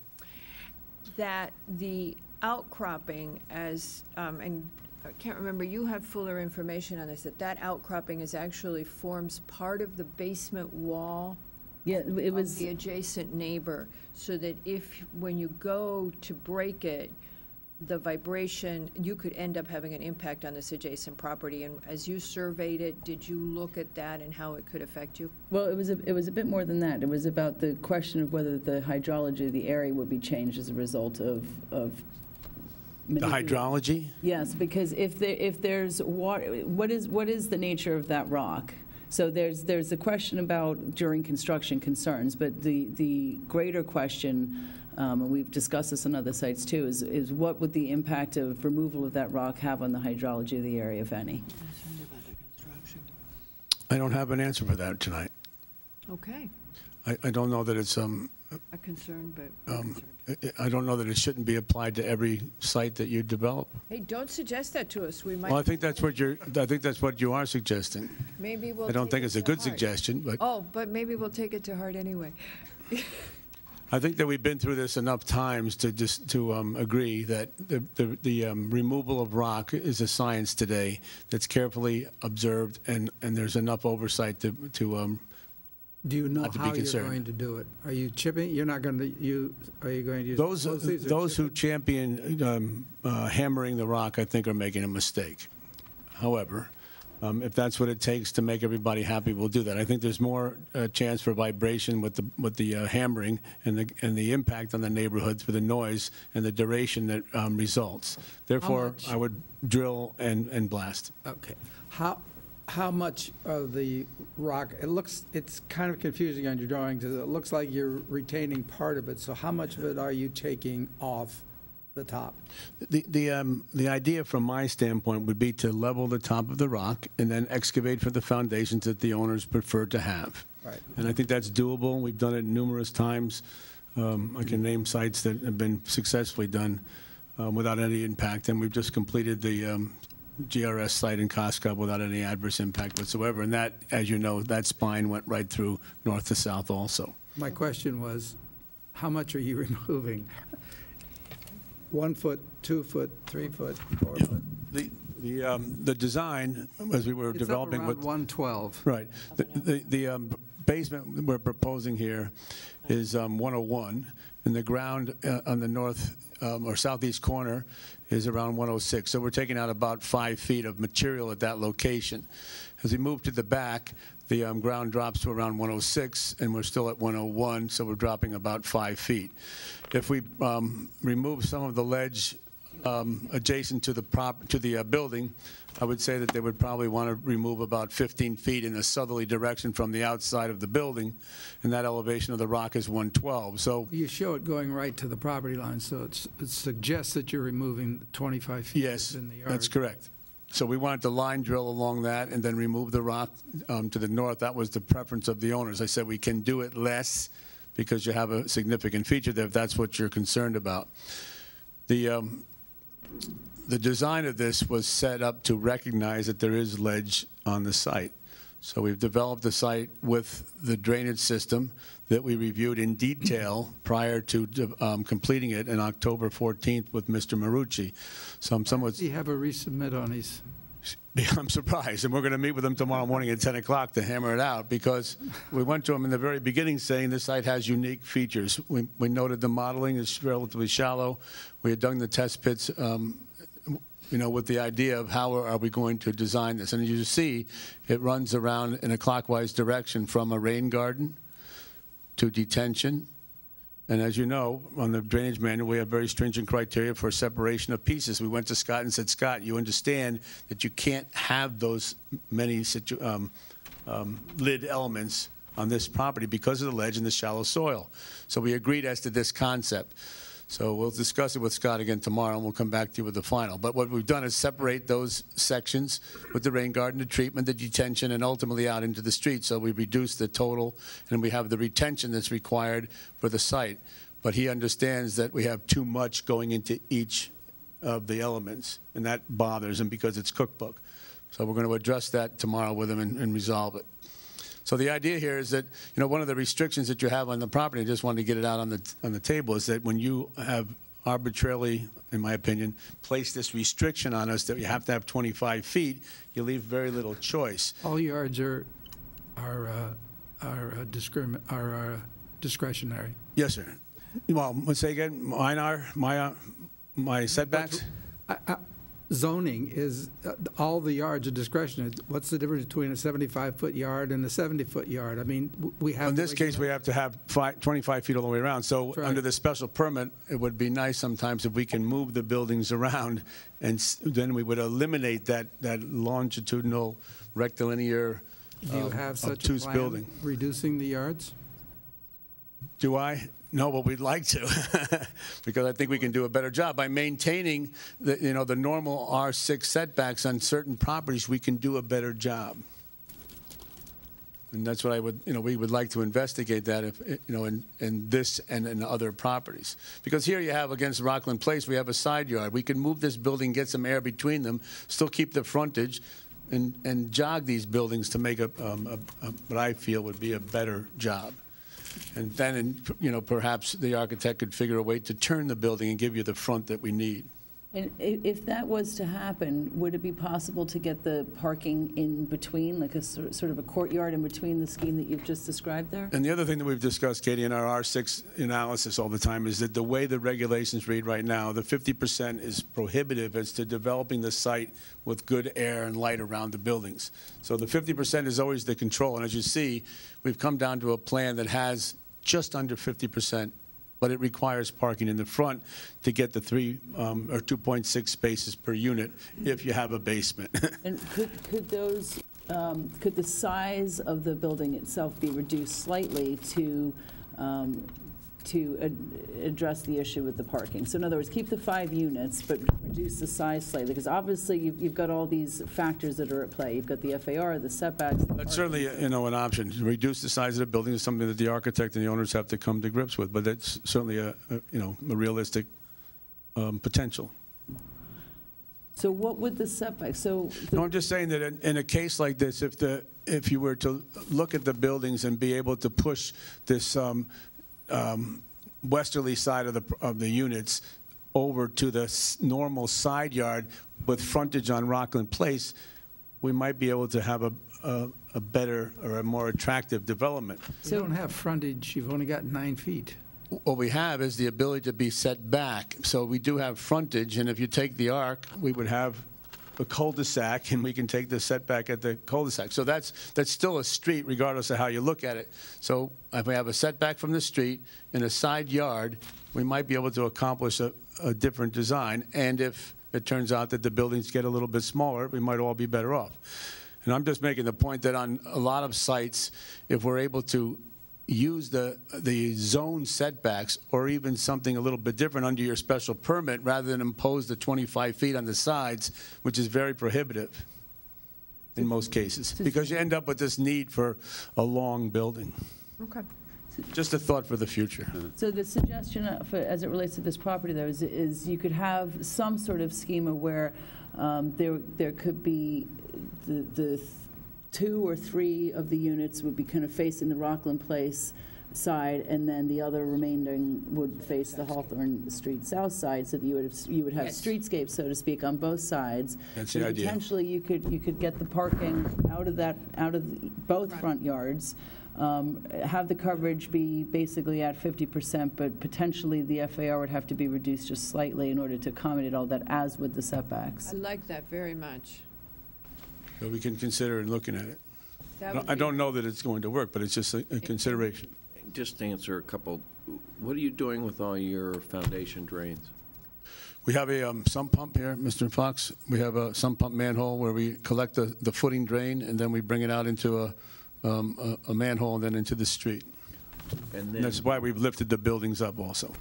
And I noticed in each basement, you've created egress windows. Why is that? Are you planning on putting a bedroom down there? Whether or not it's a bedroom, that's a question for Mr. Peck, but Any finished basement has to have. Any finished basement with habitable space, whether it has a bedroom in it or not, is required to have an egress window. Thought it was only if it was a bedroom. No, that's only if you're, in a renovation, if you're converting an existing basement, if you have an existing unfinished basement, you're converting it to a bedroom or a habitable space, then you have to put an egress window in. When did that New go construction, you have to put an egress window in. When if did there's that any. go into effect? That's the 09 code, so it's been the last couple of years. Yeah, it's come up on other projects. No, it's definitely didn't come up on remember other either. projects, and that's, Yeah, it you know, does make it's, sense. but yeah, if there is a bedroom, it does have to be located within the bedroom. That's the only restriction. Hey, we're here to learn, right? Mr. Jandra, Mr. Jandra, if you could, I just want to get back to the blasting of the rock. I mean, you don't need to blast if you use S-mite or C-mite. Excuse me? If you use chemical expansion. So it's been used and it's very expensive, but it could be done, of course. But it still requires drilling. yes, and the drilling is not that intrusive. It's not as intrusive, you're right. It's certainly something we could look at economically, but I think that normally that chemical use is extremely expensive and How much- time-consuming, but I don't know the Which answer. area do you think it really is, that rock? 'Cause it, Well, what it entails also is the basement, so we're not denying that the formation moves north to south across the property, so there's excavation to be done for the basements. Through the middle of it. And do you think it would be preferable, given your thinking about manipulating the building a little bit more so it's not a bar, you could address the street better by having different setbacks? Being that this property is long axis in the east to west or west to east direction, I'm just suggesting that perhaps we can separate two units and move them a little bit more toward Rockland, still have them accessed from Hawthorne, but have taken advantage of setbacks from the other street, regardless of the frontage. You wouldn't be accessing there. Well, the setbacks are the same on side, rear, and Except that if from that side, that westerly property line would be a side yard. So in theory, in the R6 zone, we could separate that to 5 feet or 6 or 7, and then have separation between the other buildings, and that might make it more palatable under a special permit consideration. That's all. I was just interested in if in fact, as a result of doing that, you could more easily address It's basically what Andy was thinking of. the street. The streetscape, I think, is what you're most concerned about right now, but between Tim and the owners, we can look at some opportunities to show you that under a special permit, perhaps we can find a way in the regulations in the future at least to give some flexibility in that way. Because I think that it would improve the project if it did address the street, regardless of whether any changes were made to the setbacks. I mean, part of the other difficulty, as Tony and I have discussed with the owners, is also that within a multifamily zone like this, in order to address any outdoor space, any patios and the like need to be outside of that 25-foot setback, which in your typical R6 zone, even if you broke this up into 2 smaller buildings or 3 or 5 smaller buildings, you could have a 2-family lot with a patio right up to 5 feet on the property line, whereas it's much more restrictive on the multifamily, which doesn't do a great deal, in my opinion, to address utilizing that outdoor space as well as it could be addressed. So. And part of the issue with that is that the floor area is so generous in the R6 zone. So the structure itself is so much larger than you would see in other zones, which takes up obviously more of the land area. Well, if this was for example, let's say it's a 7,500 square foot lot with a two-family house on it. You could still build a patio in your rear yard within the 50% lot coverage or whatever the restriction is. But you're not restricted. Your setbacks are less if you are in a two-family zone rather with a multifamily. And I would think in a multifamily like this, where you really would like to have the impact and address the community, maybe be a little bit more interactive with the neighbors, if you could provide, you know, within the setbacks for more outdoor space, maybe utilize some of that buffer zone, not all of it, obviously, but maybe a little bit of, yeah, that could be part of the special permit as well. Mr. Peck, before you're done, I got a quick question for you. The axis of the building follows the, I guess it's the southern... The southerly property line, yes. Had any consideration been put in as if it followed the northern property line and followed that angle? We did look at that. However, with the way it really ran into, honestly, trying to get in some outdoor space. The patio is on the back. Because the property does narrow towards the rear. You know, we were able to jog that last unit because of the way the property shifts, but in order to maintain a little bit of outdoor patio space at the rear of those units, it sort of precluded us jogging it over any more than we did. Two things that came up. I think it's one thing that Mr. DeAndrea said about actually the amount of rock removal that's being contemplated, and something that Mr. O'Donnell said about maintaining that curb cut.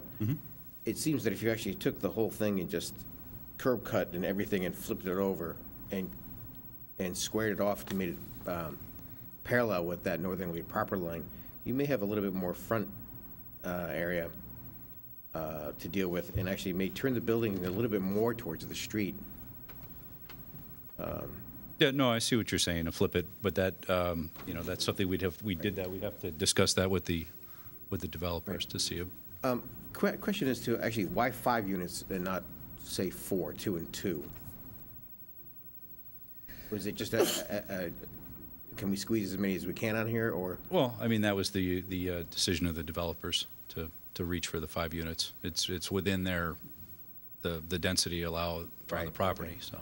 Because actually looking at the information that was provided to us with all of the surveys and the photographs, we see a lot of what I would call, say, duplex, two-family attached buildings. It would seem that this actually would lend itself to that same kind of situation. If one unit was removed, say the center unit, you went with 2 and 2, remove the center unit, then you could actually now probably orient the front building more towards the street, give yourself a little bit more room in the center with for some more area, getting those couple of parking spaces off the front of the street. Well, I don't say it's necessarily the number of units. I say it would be the configuration of the footprint, whether you could still have the same number of units, perhaps just configured a different way. Perhaps you had a 2-family in the front, a 3-family in the rear. You know, obviously we'd like to keep the townhouse units for a variety of reasons, but you know, that's something that we'll have to look at. One thing, in looking at your elevations, you do have that side elevation that's great for the neighbors who live on the sides, but I think actually showing, again, from the photographs that were supplied and photographs that we got from staff today, the street facade itself, you know, like we've talked about, it's turned its shoulder. I think actually a significant effort to take a look at how that works, regardless of what we're talking about in terms of landscaping. I don't think any amount of landscaping would still cover up the shoulder of the building. No, but perhaps the plan of the end unit can be manipulated so that we turn the corner and address the Hawthorne Street in a better fashion. Right. Are you scheduled to go to ARC soon? I think I would. No, I'd rather that they at least get something that we're willing to have them go to ARC. Okay. We are currently on, I believe, filed for ARC. I don't think we have a date yet. Okay, so you're not on the second? Especially Correct. since we have an alumnus here. Well, my concern is that we have so much to see, you know, rather than run off to ARC and have them see something and then it's all going to change again. That would be a real significant issue. I don't think we should. Not at all. Any other questions from the commission? Just simply, for clarity, that I think, we had a long discussion about this yesterday. I know you had somebody there, but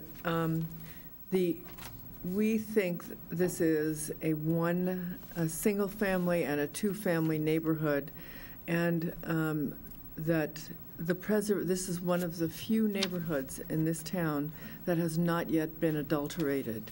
And this commission is trying very hard to focus on that, the preservation of neighborhoods.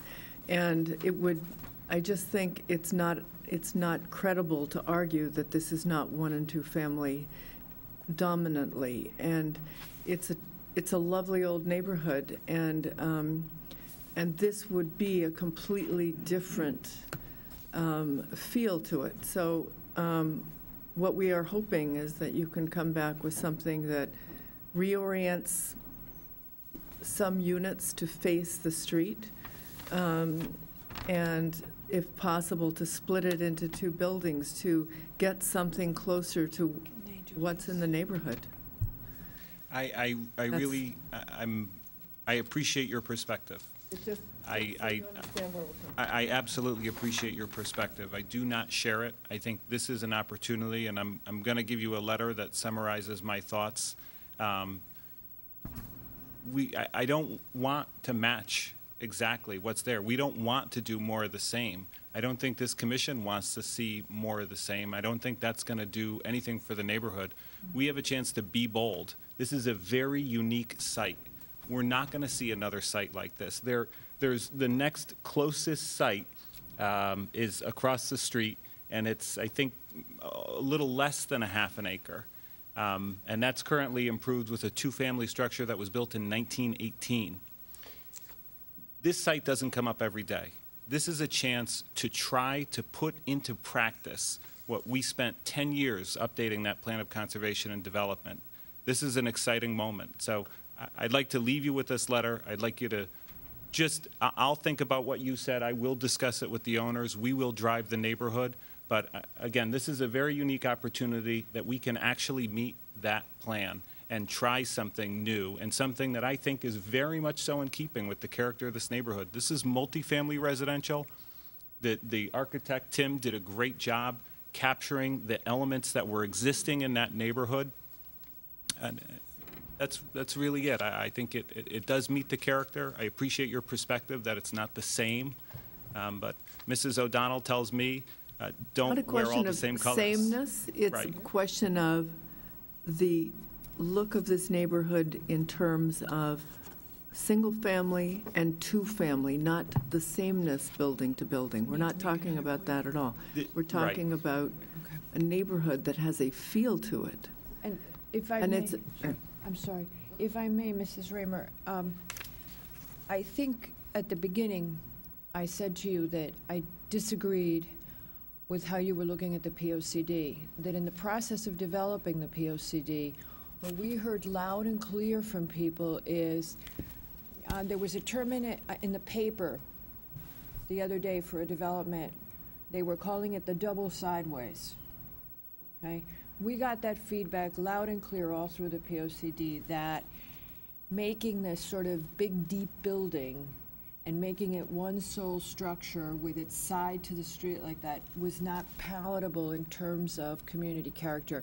And community character, as we debate internally, is a very hard thing to define, but neighbors know what it is. It's where they live, and it's being able to predict what their neighborhood is going to feel like, and that is what zoning regulation is about, is to give people a level of predictability about their neighborhood.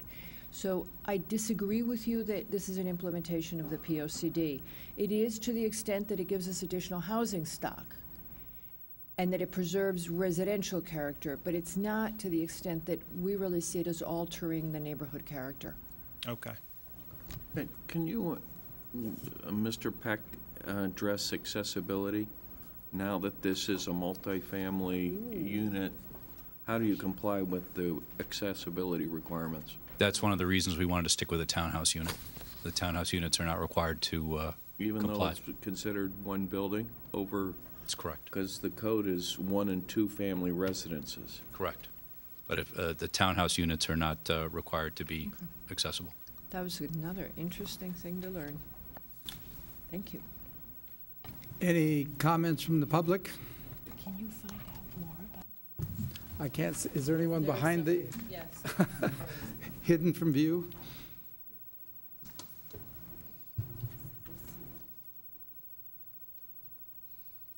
Good evening, Commissioners.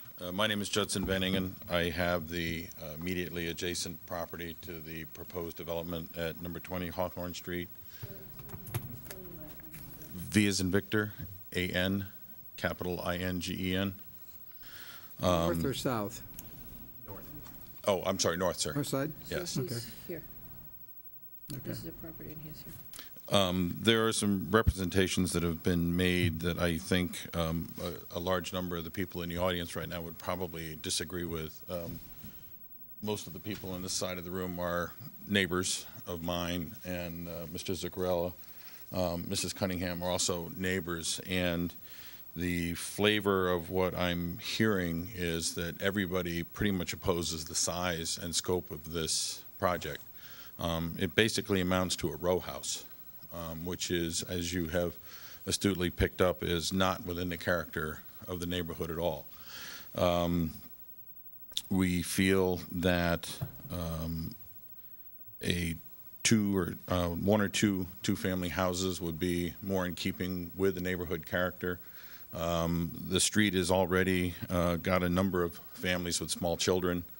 As a result of the character of the neighborhood, it's a very tightly knit neighborhood. And putting a project in of this size would dramatically alter that feel of the neighborhood because of the scope and the size of the project and the fact that it doesn't really fit, as you have already picked up.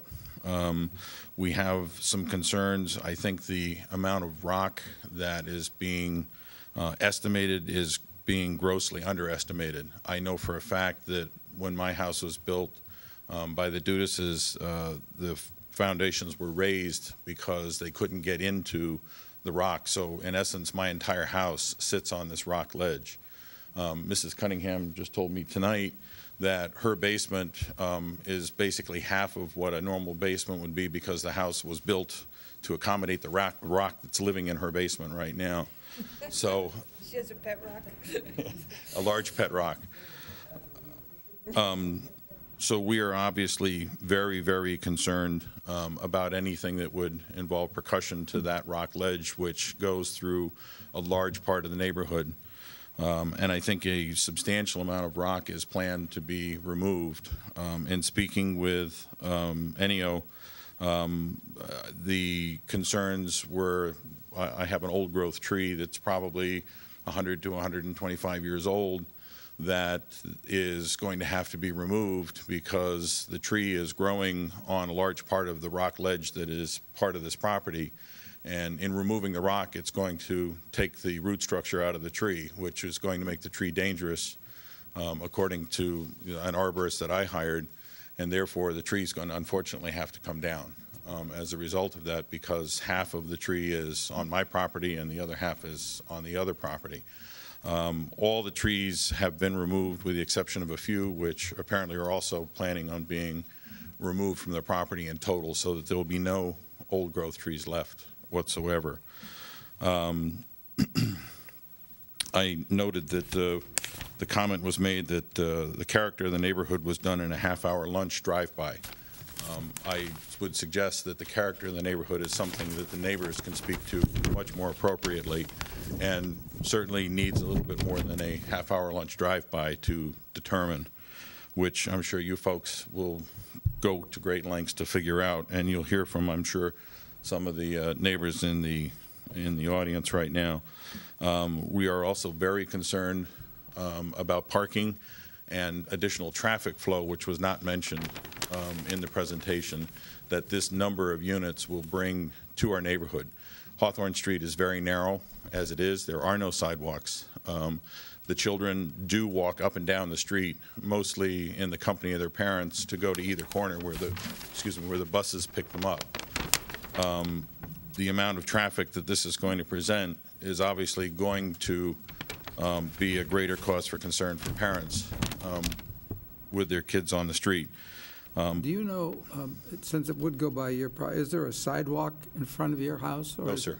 Is it on the other side of the street? There are no sidewalks in the neighborhood at all. Part of the reason is there is a tremendous amount, and if you drive down Hawthorne Street, there is a lot of rock. My whole front yard is nothing but rock that faces the street. It raises the level of my property probably a good 6 or 8 feet. This is part of the rock that they are planning to remove and hammer out or blast, whatever the case may be. It seems that there's a lot of people that park on the street there also, that there's the room needed for vehicles. Parking can be tight at times.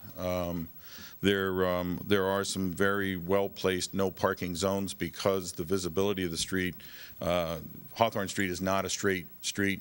It has a very definite sort of hook to it right where the driveway entrance to the street was being proposed based on what I just saw yesterday on the plans. Which is also a cause for concern because of the sight lines, and I'll be interested to see what the town highway department has to say. Because of all of this rock in the area, I am also, again, very concerned with the drainage from the property.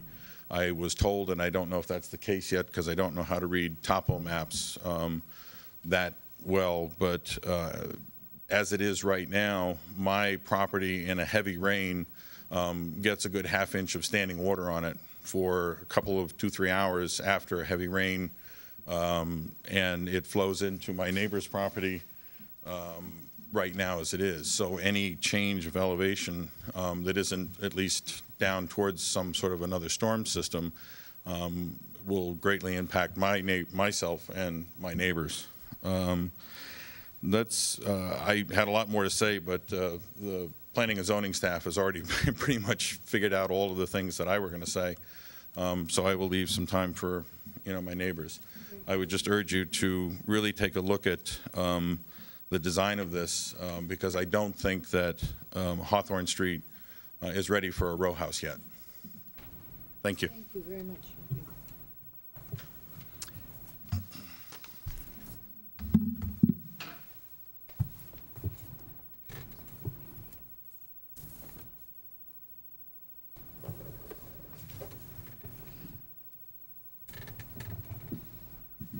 Good evening. My name is Carol LaRusso, and I am on the south side of the property, 14 Hawthorne Street. I did send a letter to the commission expressing just 2 of my concern, many of which were mentioned today. I am also an owner of a pet rock, which is in half of my finished basement. And as I understand, the reason why it's there is because blasting it was dangerous to the ledge. So I am very concerned, although Mr. DeAndrea, who I respect very much, seems to feel like that would not be an issue. I am not going to take his word for it and would certainly, if this were to be proposed, would have an engineer assure me that there would, I already have, from what they have done, some damage in my living room. So I'm very concerned about that, as you have noted also. The other thing is characterizing all of these walls and plantings and the way this is oriented seems like it would be not conducive to neighborhoods that we are used to. I would not wish to be walled off from the rest of the street just because of the orientation of the home. And I'm thinking of the patios, which would abut my driveway and my home. 5 patios with people all behind there, behind a wall. It seems like, neighbors have parties and there's lots of, and you don't expect that to happen often. But it seems to me like that would be a lot of people congregating in one area right next to our condo. And I think that separating it out would be more conducive to people being able to enjoy their home without necessarily being right next to each other, and also all, maybe potentially 25 of them in my driveway behind a wall that we couldn't talk or, communicate. So I'm not opposed, I guess, to the 5 units, but the 5 units, the way they look there, just don't feel right to me. And I know Judd will be on the other side with all the cars and the exhaust, and how are people going to get in and out of there? And it just doesn't feel right. And while we would welcome the new development, I think that the idea of the 2 and 3 or 2 and 2 makes a lot more sense, feels better to me as a neighbor. And I hope that you'll consider everything that was said today. Thank you very much. Anyone else? Oh, okay. A return? No, no, the lady in the red sweater. Oh, we got 2. Okay, race each other up here.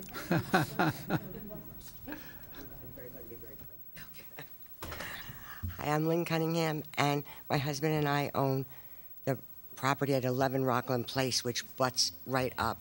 Pardon me? Lynn Cunningham? You have to speak in the mic. Lynn Cunningham? So she's here.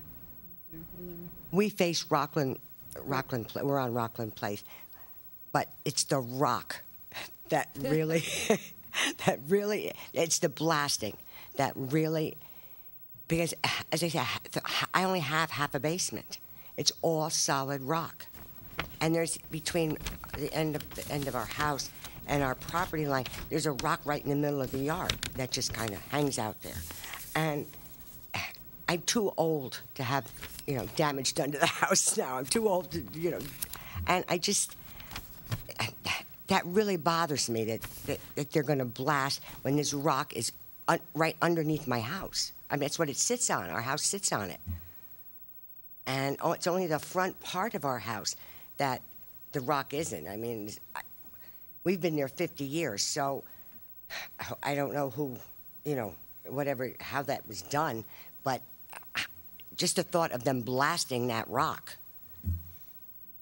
and vibrating the house. I mean, the house is old. So am I.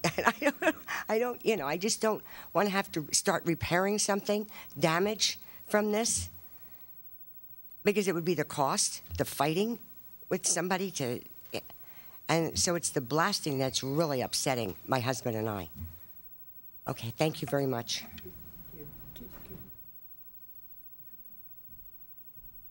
Good evening.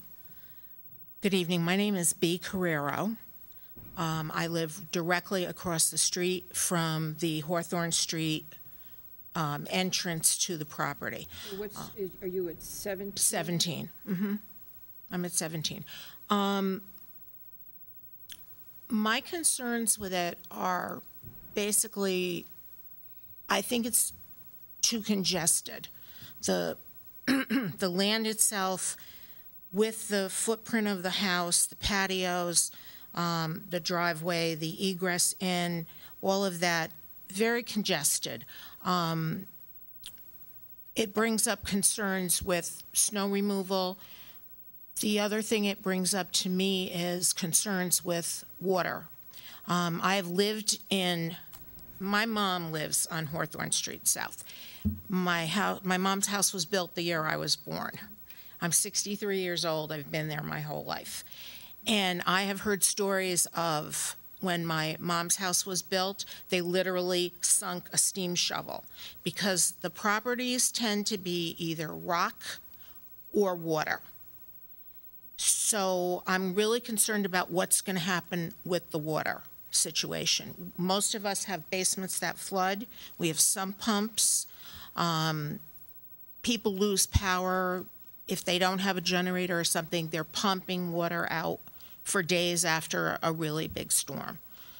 I'm just touching on highlights of the things that run through my mind as I look across the street and think, wow, this is going to go on across the street from my house. Not having any reservations about building, because I built my house everybody built their house, whether it was 100 years ago, as some of the houses in the neighborhood and the adjoining streets are, or recent building.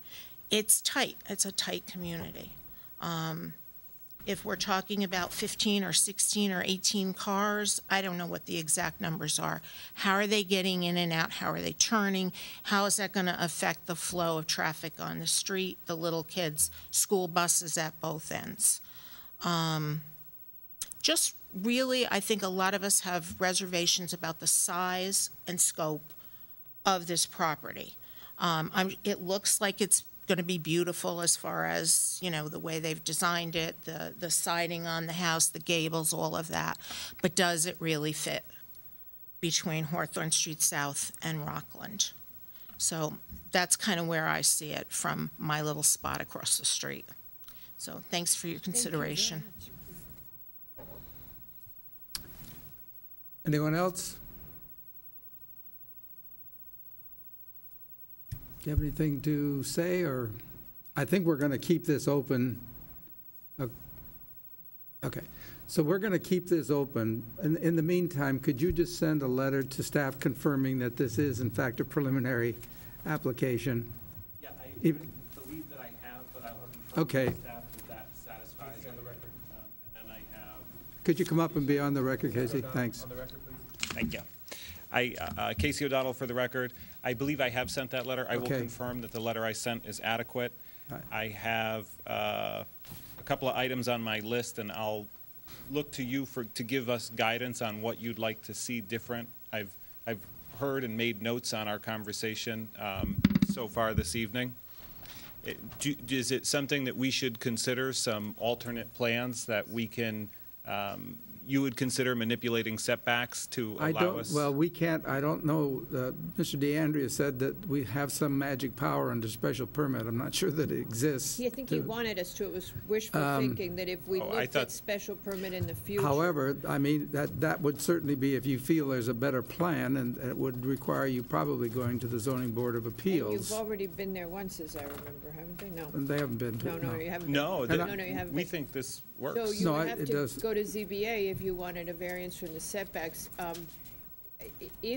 What we would like to see is for you to work within the regulations and come up with a different layout of the buildings.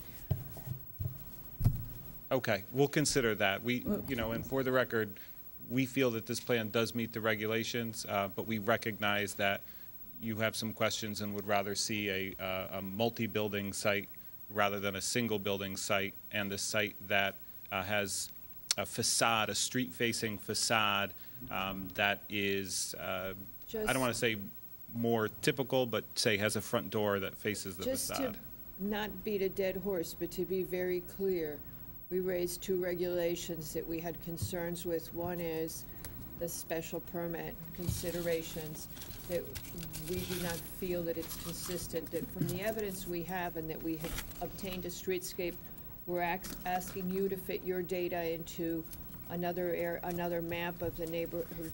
We have neighbor testimony about their streetscape. We think there are real issues about community character, which is within 617.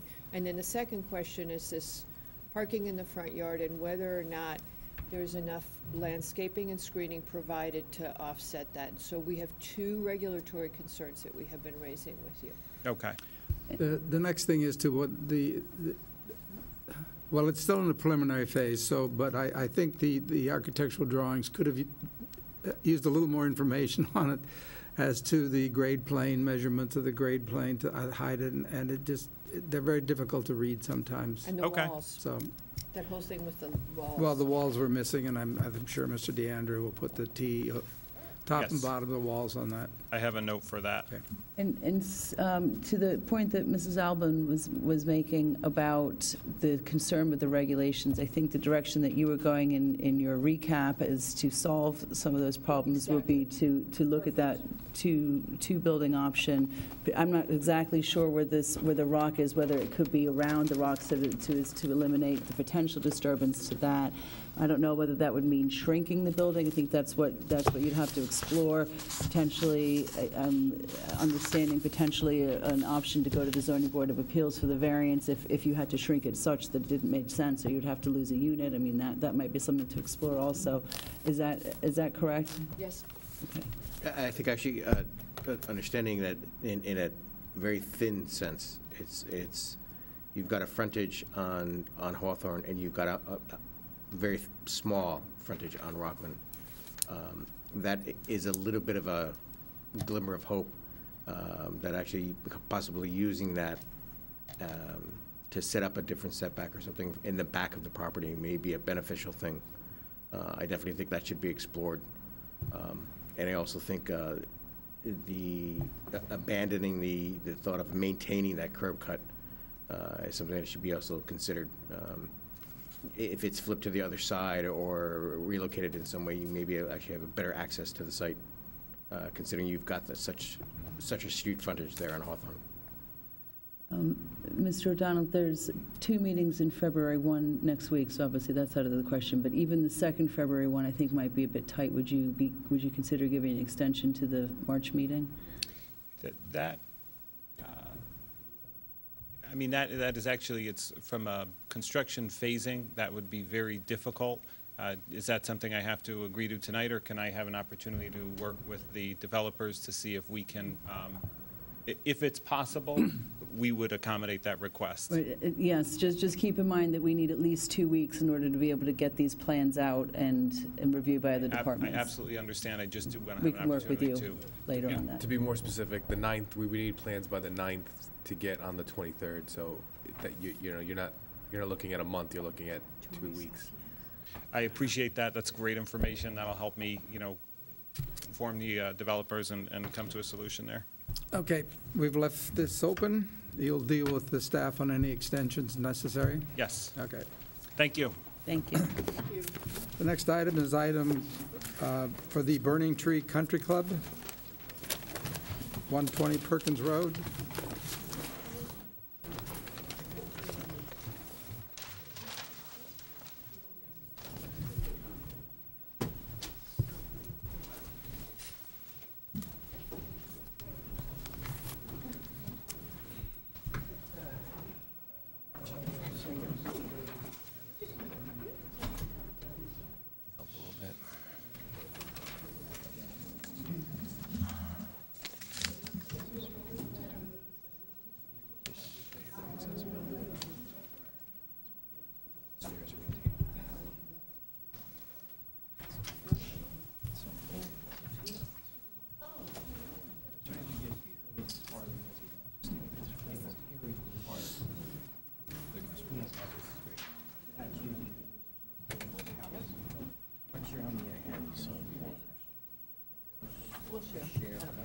I'll come back.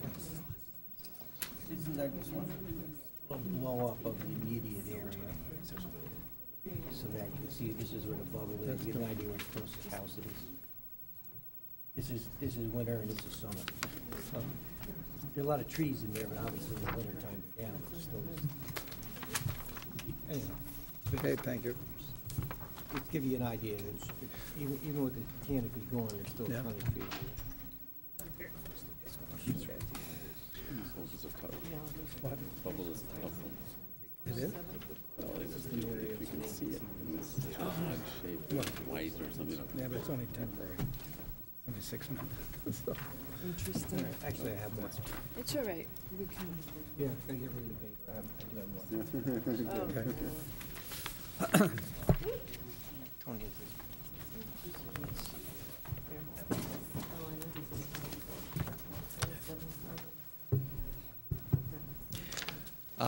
Thank you, Mr. Maitland, members of the commission. John Tessie, representing Burning Tree Country Club, in connection with this application to create a seasonal bubble over 2 tennis courts. 2 tennis courts, actually, that the commission approved a couple of years back.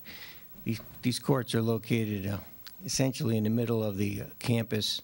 I've handed out to you a few moments ago a simple set of aerials delineating the particular 2 tennis courts we're looking to have the bubble over in perspective to where basically neighboring houses are.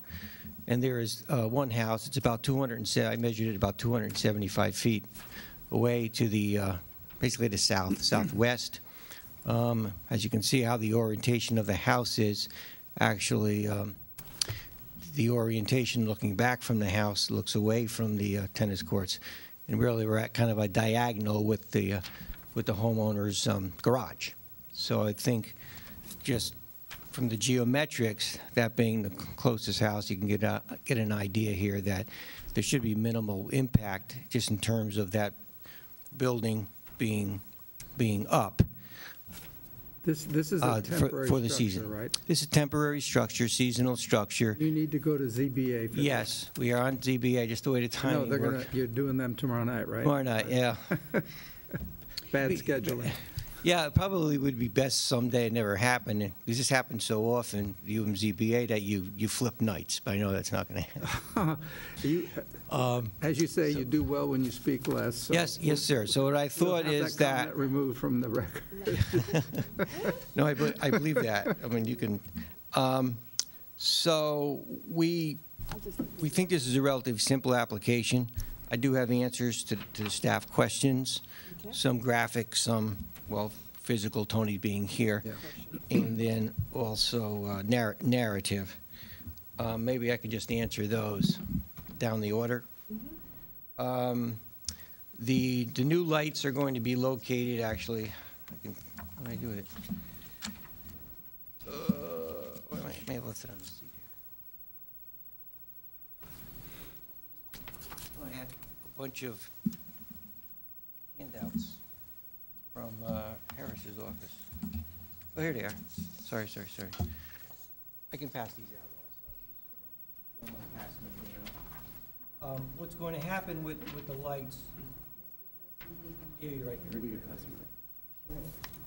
What's going to happen with the lights is that they're simply going to be moved out from the perimeter a bit because of the where they are existing. Because what's going to happen is we have to build a new foundation. We have to build a foundation, basically, a wall around the tennis courts to place for the structure to be placed each season. These are you're moving existing lights. Yes, so what we're doing, we're taking both the fence and the lights and moving them back a couple of feet, so that the bubble will be inside. Obviously, the lights won't be utilized during the wintertime. There'll be lights inside. So the idea is so that they won't be disturbed at all when annually, and they'll just be in place. No. And there'll have to be a photometric plan. New photometric plan submitted with that. If and when we get to the point of your approval, certainly that could be a condition, which is a requirement anyway, for the building permit to put up the lights. So that's basically the answer to that. Tony will be putting that on the site development plan. Regarding noise ordinance, what I am told is that the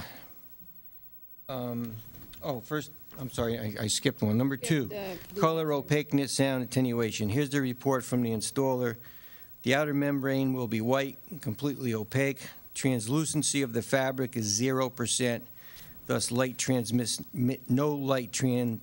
light transmittance will be allowed. No foot candles of interior lighting will penetrate the surface. Regarding sound attenuation, they're not really sure what you're looking for. The blow sound from the... Well, that's a separate issue, which I can explain. We thought you were talking about the interior. The only point they were making that is that sound tends to bounce off the dome interior walls. My point was so do tennis balls. When we've had neighbor objection to dome proposals on tennis courts in the past, it has been the sound of the blowers. Okay, now here, 2 things. Number 1 is, 2 things here. One is the mechanical units are modified, what I'm told, units specifically designed for air support structures will be no louder than your typical heating units being used for conventional structures. Decibel level should certainly be acceptable to town of Greenwich. That was the comment from the the installing company. But more important, but just as importantly, look where they are. They're located on the north side of the structure. So they're actually on the other side of, so in other words, well, you can't see this, but this is tough. So in other words, as you can see in Tony's plan, they're located away from the neighbor. Right. The neighbor. But the noise ordinance is, I believe, in a residential zone, 45 decibels at night. Right, at night. And so you're going to comply with that? Yeah, we'll comply with that. I was pointing out, they state they will generally, but specifically here, it's actually between the dome and the neighbors. But it Property drops. line. So, I mean, I Yeah. think a condition would be testing. Well, it's at the noise level property line.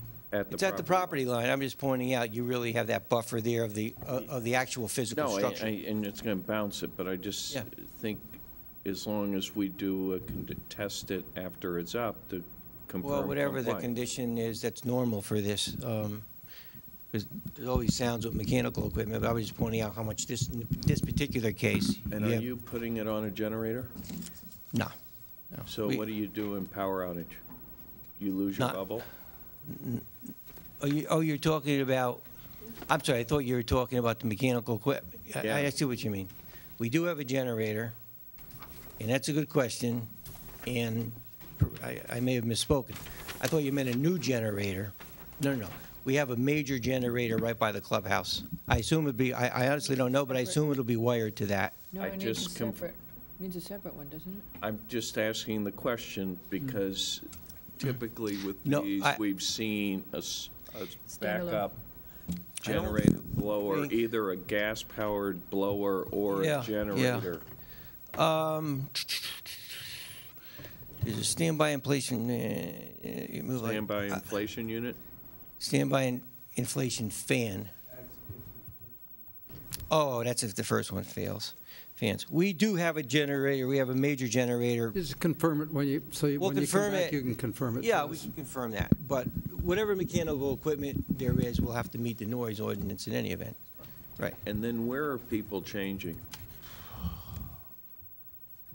Where are people changing? Yeah, because I don't see, That's funny. I've gone to indoor courts and I'm trying to think. You mean if you have your suit on and you want to change?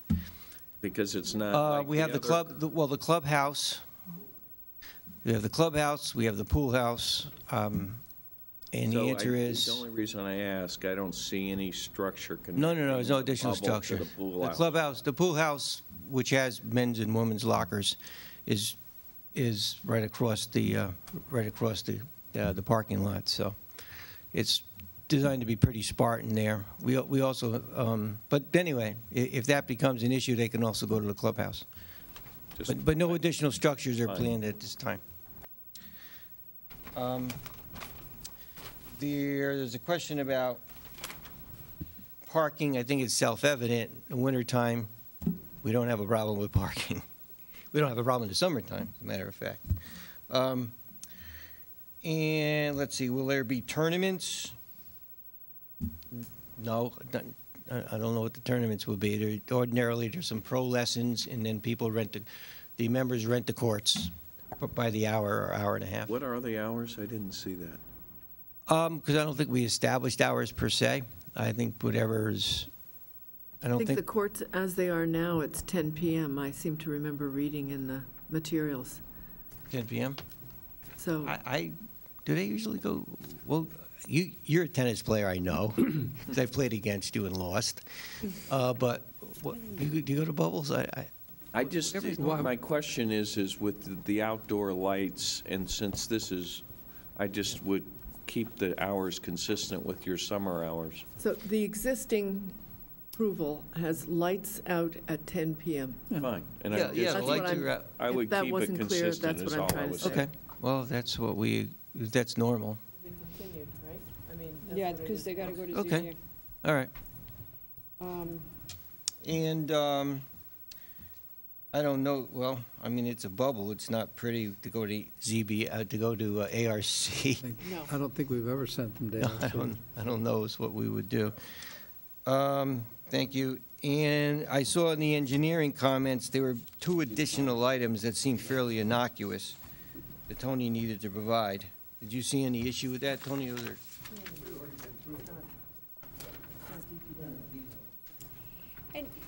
Mr. DeAndrea, oh, sorry. They're administrative items. Well, there is no additional impervious, right? No. No. No. I mean, because the comment here is that you should Tony address. can explain it. We had already been, excuse me, Tony DeAndrea, we'd already submitted this when we went through the Wetlands Agency and it was signed off, so I'm surprised that this came. But anyway, regardless, there was a proposal. What's happening here is the water comes off the edge of the bubble and flows down the same way it does without the bubble. Right. No change. And we There's an went through the exemption Wetlands Agency and form. got approval based on the review at that time. Mr. DeAndrea, was the exemption form submitted, or? I'll submit another one. We did it for the wetlands, and we'll do it again. It's just, Well. yeah, no problem. I mean, that's just the process, right? Yes. Yeah.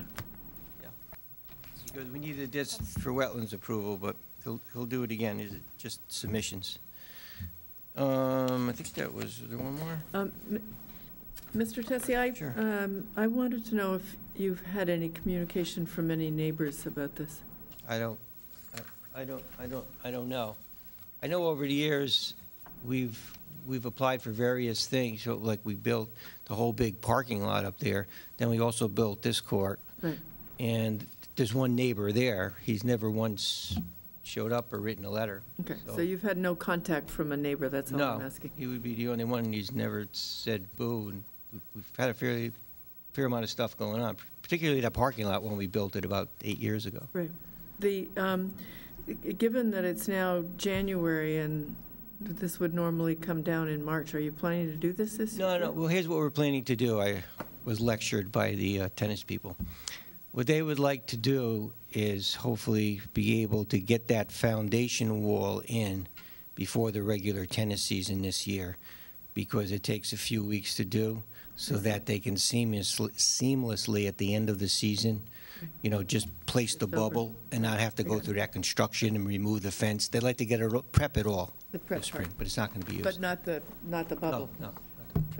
They just want to be able to prep to get it ready. Mr. Tessie, where is the bubble stored? It's funny that came up. There is going to have to be a storage area. We have certain storage areas in our maintenance shed, which is a little ways away. But it's funny, that came up at the board meeting last week.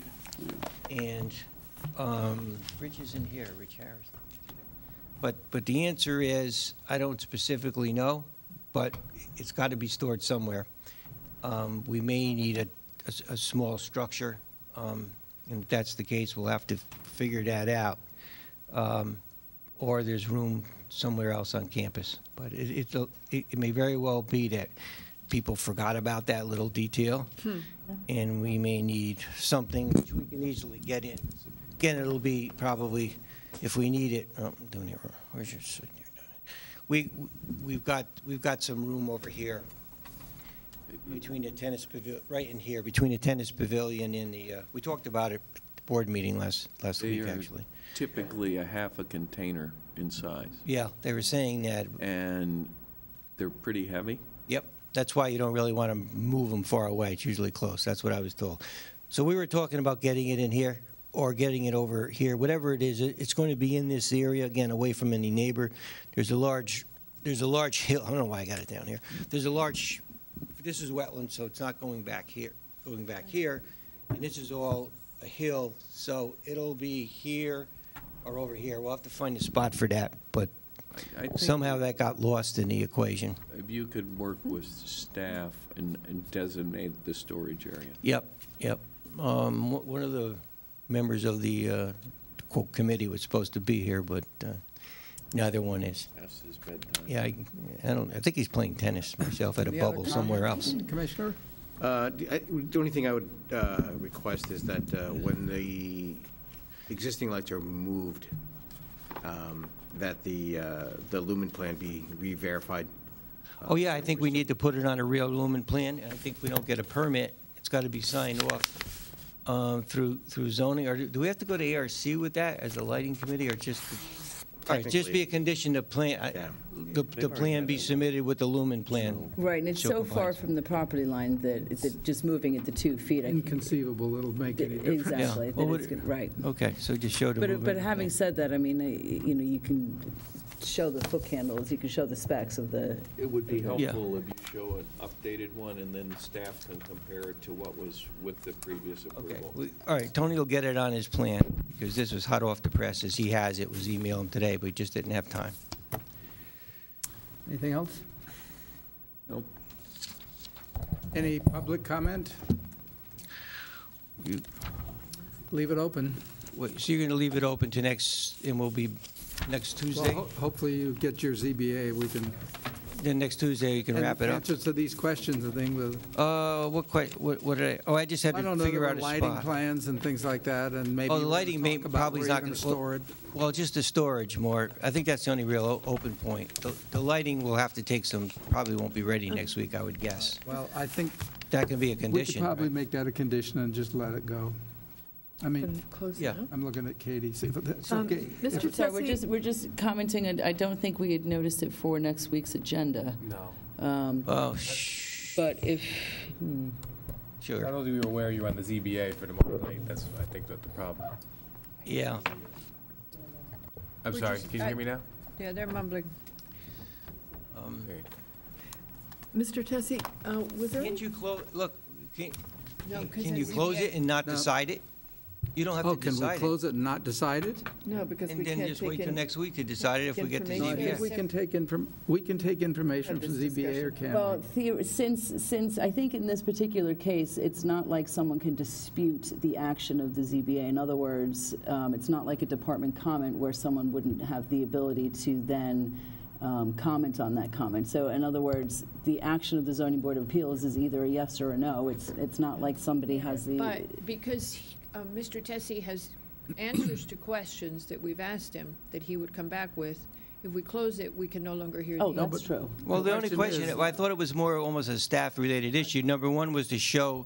Yeah, I think those could all be conditions. Yeah, I mean, that's. I mean, technically, you are permitted to get comments from other departments. It just, I always advise against Right. it because Yeah, that exactly. doesn't allow someone to dispute that comment. However, in this particular instance, as I'm saying, a decision by the Zoning Board of Appeals, is not an action that one can then have an opportunity Right. to dispute, such as a department comment. Okay. I have a question. So I'll The leave that last- up. The last one of these we did, the Field Club? I think there was a conversation about the color of it, and I think they were going to make it gray so that it was less obtrusive for the neighbors. So I'm just looking, Mr. Levy pointed out the proximity of this house. So this is going to be a 38-foot structure. Yeah. Mr. Tessie, do you care? Does Yeah, York- it do turns they out care? we do care. I'll tell you, be honestly, Okay, why. Let's talk about the color. Because it's actually a used, it was a traded-in bubble that wasn't too old, so we got a special price on it. I see. So it is what it is, Which is what? Yeah, and that color which is again. white. Said White. Yeah. But the I opacity of it is such that Is there's zero. no light. Yeah, I think There's it's no the light. opacity of it. And as I showed from the angles, I mean, the field club was surrounded by houses. This has one, and it's at a diagonal. It really faces a garage at a diagonal. It's a big object. I mean. Oh, I'm not Mr. disputing Tessie, that. I It drove is. past the one at Innisarden It sits over the right out there. weekend. No, And they're I large. was- I understand that, but I'm pointing out that, It's a you know, 38-foot I gave- structure. I you know. gave fair notice to the neighbor. Yep. You can look physically. Oh, I know you did It's that. 275 feet away. It's at an angle. There's a bunch of trees. Some are actually, conifer, most are deciduous, but it does break it up. It's not like it's right on top of them. But be honest, I can't change the color, Okay. or I wouldn't care, but I'm just telling you. Well, if we can't accommodate them at the next meeting and stuff, I'm just wondering, do you think it's okay to close it and take action tonight with the conditions? No, wait till Excuse me. Tuesday. Yeah. Cancel, Yeah, cancel, just- cancel. Cancel. Just close close it, yes. Yeah. Yeah, just close it and we'll just put everything in the letter. Okay, then we'll close it Thank you. and give you I a get it. decision after we hear from ZBA. Right. I appreciate it very much. Thank you. You got that. You got that.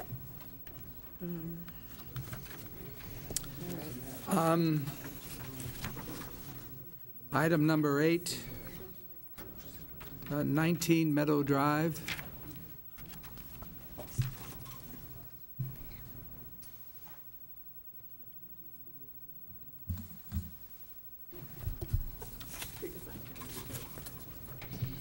And this, Katie, I have a note. Sorry. A note on this one, and I just don't remember, that sewer has issues with the crossing on the private, but the sewer comments don't say anything. Sewer comments, say again? We just got them tonight. We got the sewer comments on this, and they don't say anything about, but I have a note on the application about concerns with crossing private property. You sure you're not in the one over in Deer Park? I think what happened was somebody did bring that issue up because they thought it was the Deer Park address. Okay, got it. And it's not, okay, got it. And I just wrote it down like a monkey, okay. No, I'm sorry. I believe you're right. I believe that this property has sewer lines going through two neighboring properties. Oh, okay, and why doesn't sewer raise that? I think the question was that we didn't have sewer department comments. We at do this- now. Right. And they don't raise it. Oh, I'm sorry. I could address that if you'd like. Okay. Oh. Because I didn't know if I could ask you that, because I didn't know if it was a valid question. Sure. For the record, my name is Brett Holsworth. I'm with Redness and Mead. I'd like to introduce Tanner White, the architect, and Jim Hoffman is here for the owner's rep in case you have any other questions. Just to quickly summarize, this is for a special permit in a large house and volume exceeding 150,000 cubic feet. It's in the Rock Ridge Association. It's a private road on the corner of Rock Ridge Avenue and Meadow Drive. It's in the RA2 zone.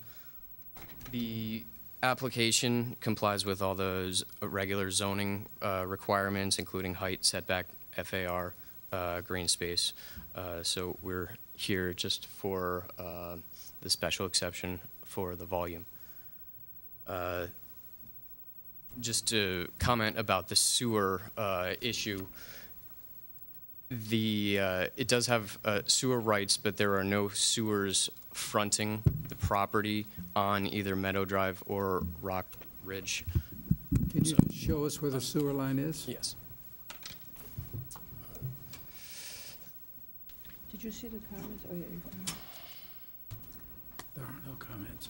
I know, there are no comments. There was a previously demolished house on this property, and it had a sewer lateral.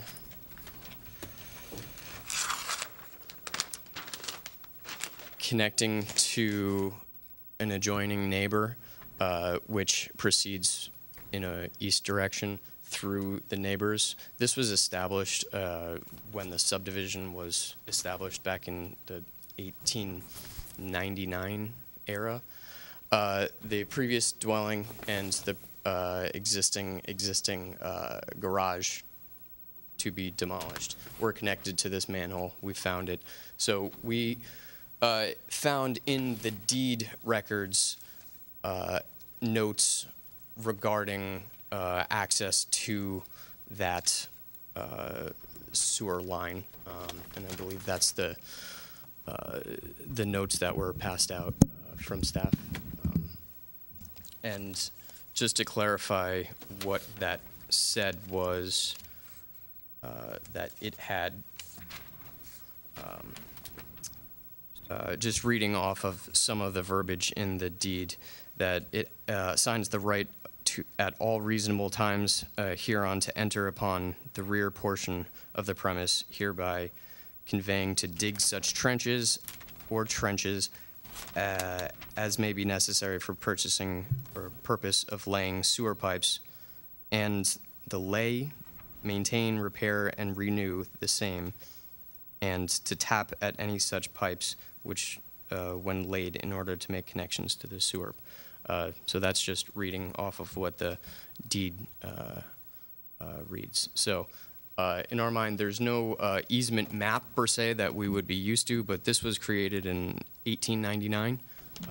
The previous dwelling was using that same lateral, and that is our intention for the sewer.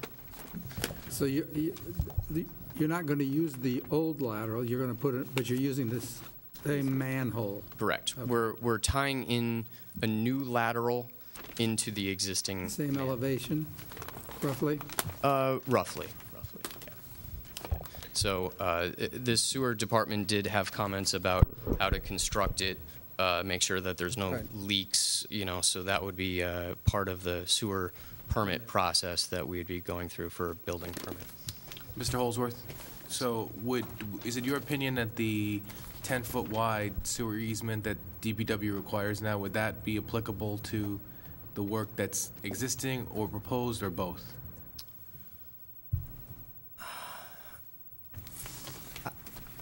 I don't know. I don't know if I have an answer to that. Okay. I believe we were under the impression that we were just going to be reusing the same location and tying in at the same spot. Okay.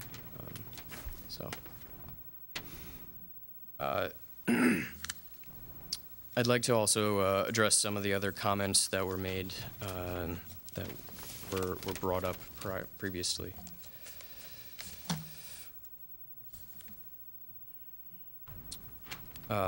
There were several engineering comments that were brought up when we received the staff report.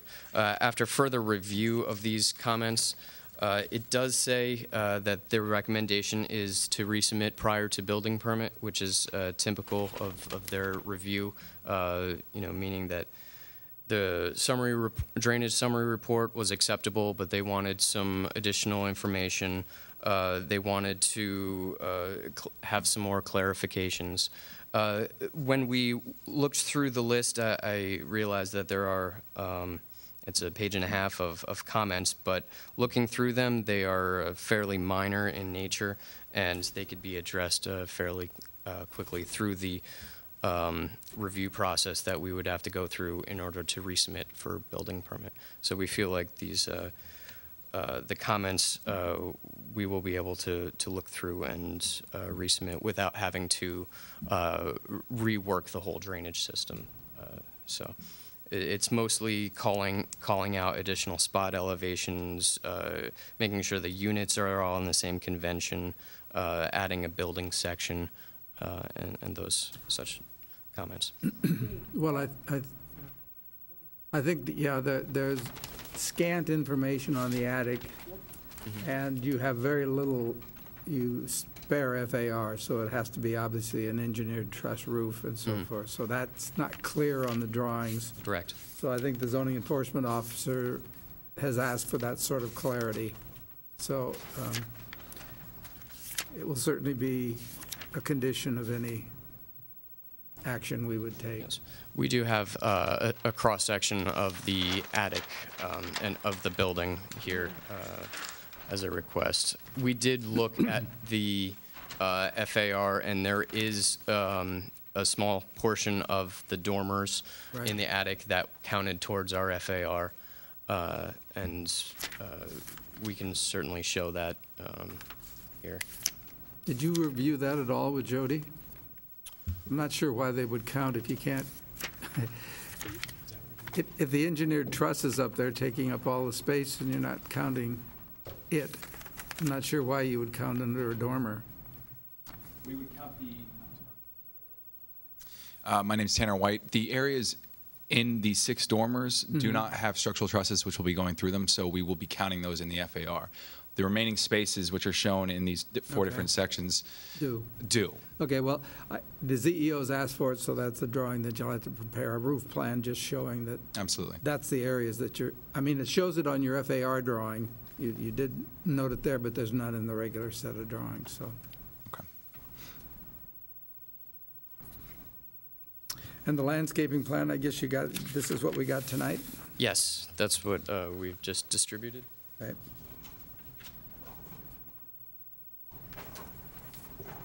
The size of the trees being added?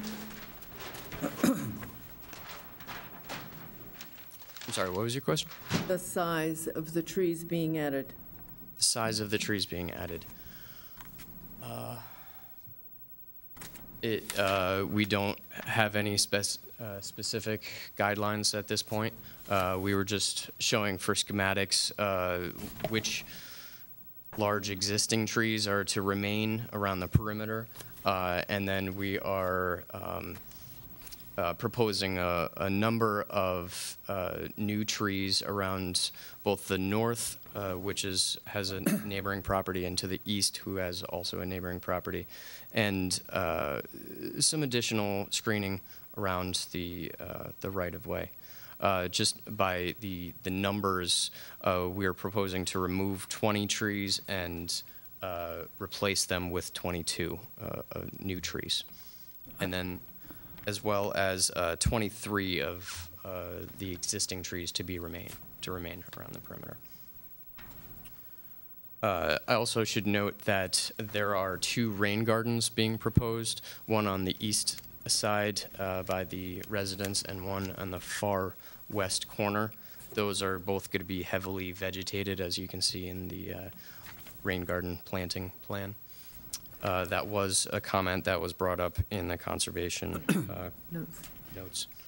As a condition if there was an approval granted tonight, but on a condition, we need to get you to submit a planting schedule, which would have the actual number of trees, and then the diameter, or the sizes, if they're coniferous, the heights and so forth, and that would have to be acceptable to conservation. Okay. We've looked at it. So that'd be at a staff level? Staff. Yeah, okay. That's at staff level. We have no objections to having that. A lot of the documents were prepared for Sound Beach Partners.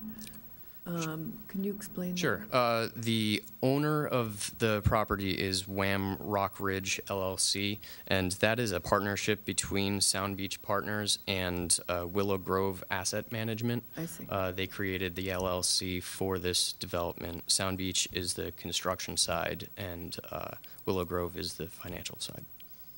So, yes, I understand the plans say Sound Beach and the owner is Wham, but they're essentially one and the same. Richard, did you finish? Did I interrupt you? No, You're done? Yeah. The rock outcropping, I think there's a very significant amount of rock being removed, 5,205 cubic feet is the net. Right, correct. Can you explain why that's necessary? Sure. Well, there are a lot of existing rock features on this property. It sits on a knoll. It's kind of a high point of the property.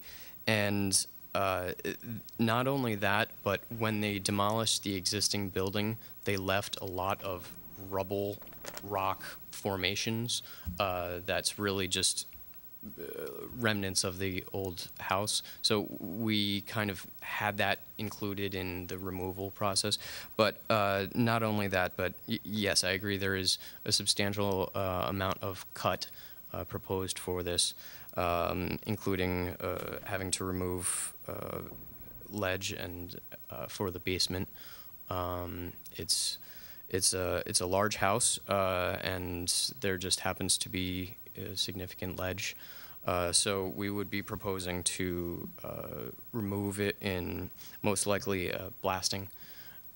This is, unlike some of the previous applications, this is a large property. It's a 2-acre zone, a 2-acre property.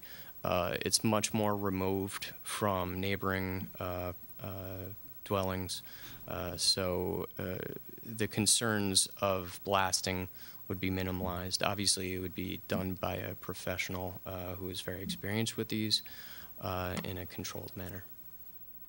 We would still, pursuant to staff comments, we'd still like you to provide some commentary on the logistics for the removal of the rock and the and earth.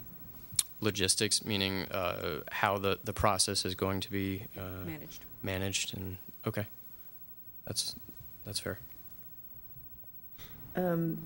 Ms. Mock's comments include a statement that the drainage is going to be on the western section of the property. Did I understand that there is a change in the direction of flow with the drainage? from existing, from the previous? Not necessarily. The previous dwelling, and let me.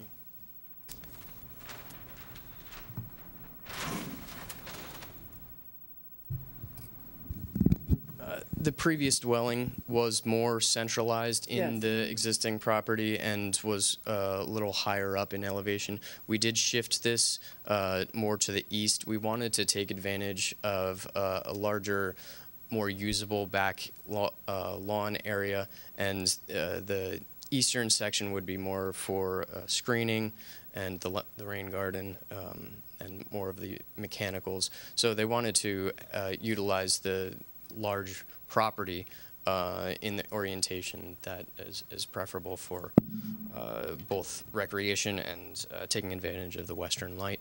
But to address your comment about the drainage. Yeah. We did extensive drainage calculations with 4 separate basins, north, south, east, and west, and we did do comparisons between existing and proposed, and we came up with no increases in. No, I read your drainage summary, but my question is there a change in the direction of the flow? I mean, I think that's a pretty simple question. Is that a yes or a no? Are you redirecting the flow in a new direction, or do you, I mean, if you don't know, that's okay, but that was my impression. Okay. Well, based on comparing previous version, the previous orientation, no, it's basically matching or reducing flow, and in both directions. I'm not talking about volume, though. I'm talking about direction. In other words, is there going to be a new neighbor affected by this potential? Do you understand what I'm saying? I'm not talking about volume. Right. Okay. Where is the flow going? Can you tell me where the flow is now going to go? Right on there. Show me the direction. Okay. Well, since it is on a high point, it's going in all 4 directions. Okay. And it is remaining to go in all 4 directions. And the reason why I bring up the reduction is it's still going in all directions, but it's reducing. So portions of the north, there was substantial flow going to the north with the long driveway and the old garage and the house. That's going to be reduced because there's a lot less coverage going in that direction. We have rain gardens that minimize the flow, and we have underground storage that reduces that. So the direction is all 4 directions, and the reduction. But when you take the crest off that hill, if you will, I mean, that's going to change the drainage, is it not? Correct, and that's why we're managing it on site. We're doing significant drainage infrastructure to manage that.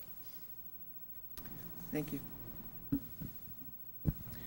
Any other staff or any other commission comments? May I ask, you said the owner's rep is here this evening. I actually had a question about more of a philosophical question, but I understand that the house that has been demolished was a 1904 structure. I wondered if the owner's rep could just speak to us for a minute about whether if there was some change in the zoning regulations that would have made you change your mind to demolish that structure. Whether, what kind of incentive could there be? Trying to figure out how to save old houses. Right. Jim Hoffman, not the owner's rep, but the owner and part of the ownership group. The house was demolished long before we bought it. The house was demolished in 2012 by the prior owner. So all that's left is a nasty old garage that the neighbors can't wait for us to take down because it's been a haven for animals, unwanted animals in the neighborhood. So the house is not an option anymore. Right. Wasn't. And my understanding is there was some town mandate that made him take the house down because he was basically had fallen into such disrepair. The house is. That's why the conservation comments are actually kind of comical. It's not a woodland. It's just a completely overgrown suburban lot that had been neglected for 10 to 15 years. And suddenly you have a wetland. No wetlands, No, but a lot of small brush and things like that are just covering what used to be lawn. House is gone. Okay, thank you. I appreciate that. Mr. Holder, understanding that statement, the house is gone before you actually bought the property. You might be actually explain something to me. It says in your drainage report that the calculations and everything are based on that for purposes of stormwater calculations, the demolished building is accounted for in the existing conditions. But the house isn't there and hasn't been there for a long time. Correct. How does the engineering division look at that? That was brought up when I met with Mr. Marucci when I was in the beginning stages of this development, and his drainage manual does allow you to account for demolished structures if they were removed within a certain period of time. I believe it's 5 years. So given that it was demolished in 2012, we were able to take credit for the prior house. And so, I mean, it was a pretty significant house. It was pretty large, so that certainly helped the cause towards drainage.